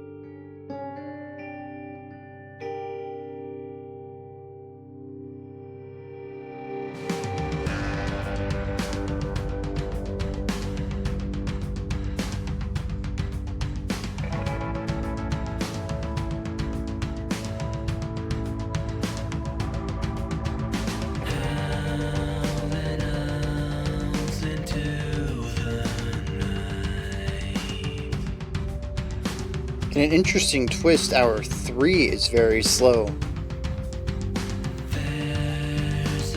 And our 4 is faster.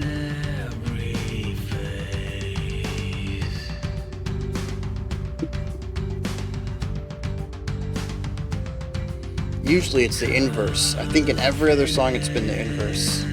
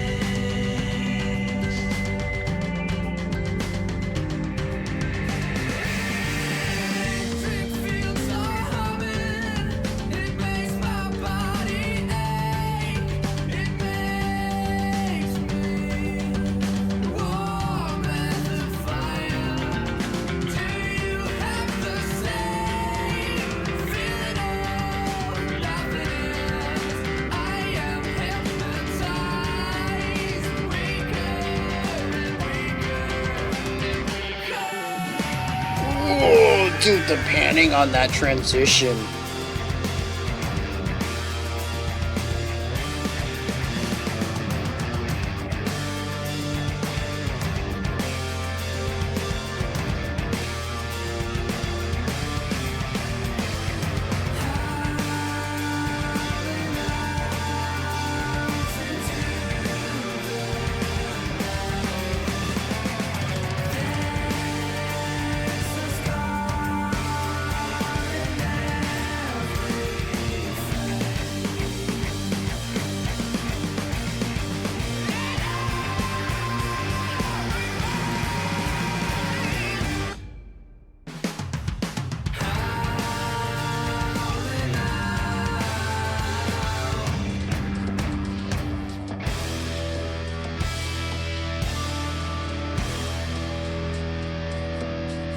It's gotta represent something, right?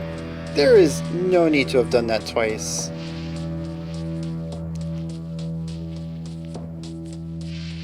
And even that, right? We abruptly stop, kick it back into where we were just to drop it out again.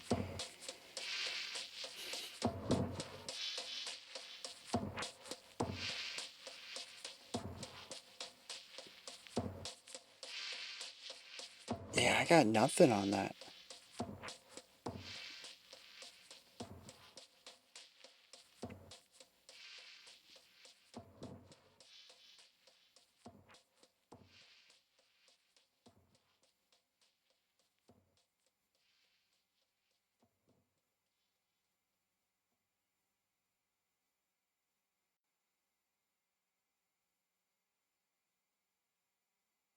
Mm. Well, I didn't dislike that song. I think it works fine-ish in isolation. I mean, we have a 90-second intro, which kind of moves into the rest of the song. And then the rest of the track only takes up, what, 2 minutes maybe? Because we have our extended outro.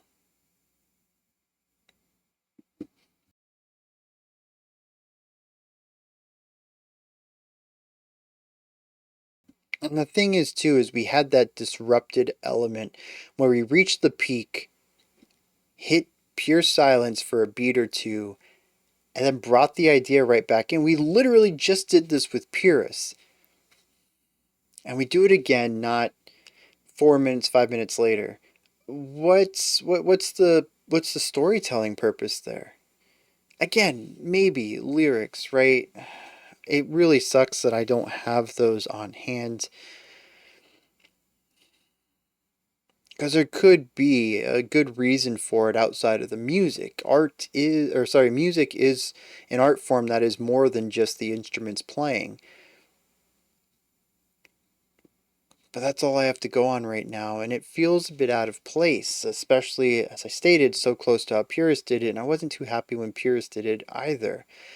It's a disruptive idea at the end of the day, no matter what. And sometimes that disruption can be artistically sound. Maybe it can represent something. Maybe it can just be it. The disruption itself was the purpose. Not for some narrative element in the lyrics, but simply to disrupt the listener.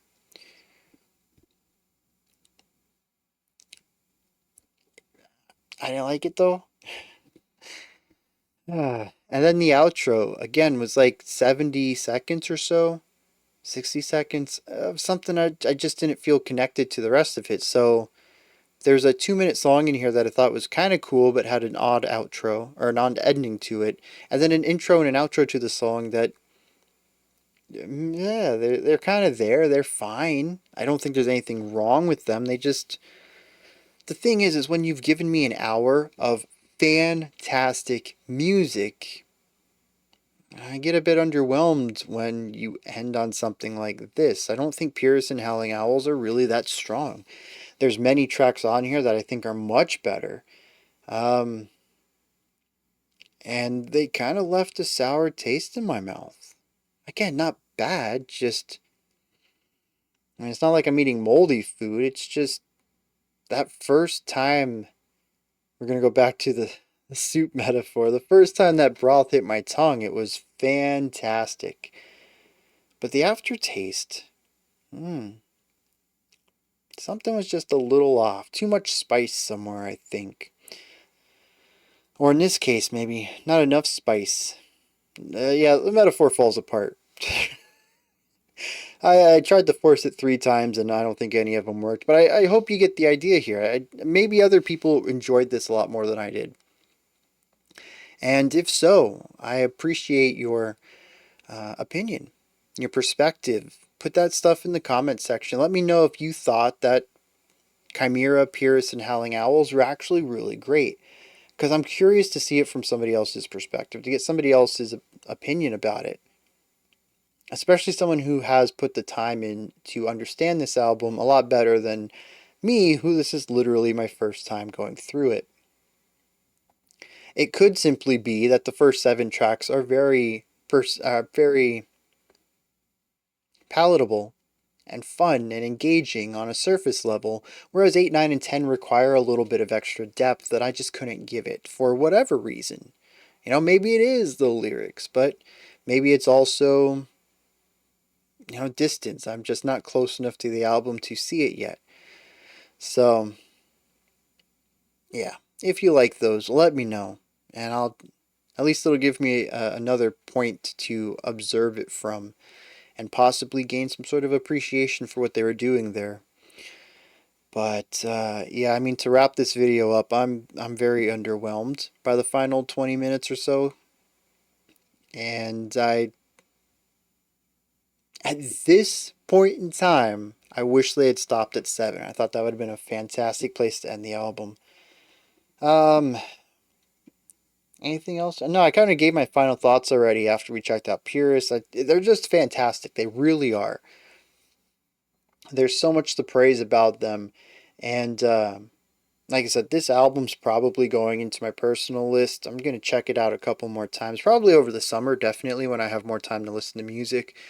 But I do think that I could find this hitting my rotation of stuff to check out just casually. Just, I don't know what to listen to. Let's throw on Mask of Air. What does Mask of Air even mean? So, like, I'm missing a lot of stuff here on the poetry side of the album. But I did enjoy myself quite a bit with this, more than I thought. I knew Vulkan was prog rock, but I didn't quite expect this, which hits my tastes a lot better than prog rock sometimes does. Prog rock's very hit and miss, and I think that's just because it's prog. It's a very wide umbrella. A lot of things classify as prog. And this one just really worked for me. So, those are my thoughts. Vulkan's Mask of Air, what did you think? Anything you'd like to correct me on or add on to what I said, just give me your thoughts, opinions, and perspectives about this album. Toss all that stuff in the comment section. I feel like once a week I almost say put it in the description box, and I don't know why my brain has made that connection, but I can't break it. I don't know. Anyways, put that in the comment section. Above that, in the description box, you'll find a link to Linktree. Takes you to this menu right here. You can find links to my music, ways to support the channel, a link to the Discord server, and so much more. Above that, if you could, like, subscribe, and ring the bell. I greatly appreciate all 3 of those. That wraps it up for today. I'll be back tomorrow, 11 a.m. Eastern Standard Time, 3 p.m. UTC. We're going to do a live stream. We just hang out, chit-chat, listen to some music. I don't think I have a full day's worth of songs yet. I think we only have 3 or 4. Normally we do 10. So I don't know what I'm doing to fill the rest of the time. Might be Q&A, might take live requests, might just randomly go through YouTube and look at thumbnails. See what interests me. I don't know. It's 2 hours long though, and we'll find a way to fill that, even if it's just chit-chatting. It's always a good time talking it up with the community and just getting to know everyone and having a good laugh. Every live stream is hilarious. Oh, geez, they really shouldn't be. It's just me listening to music with some people. But, yeah, you got some real jokesters in the community. Always cracking me up. It's a good time. Otherwise, I'll be back Monday as usual, 5 p.m. Eastern Standard Time. Until next time, remember to be critical, not cynical, of the music you listen to, and have a fantastic morning, afternoon, or evening, whenever you choose to watch my videos.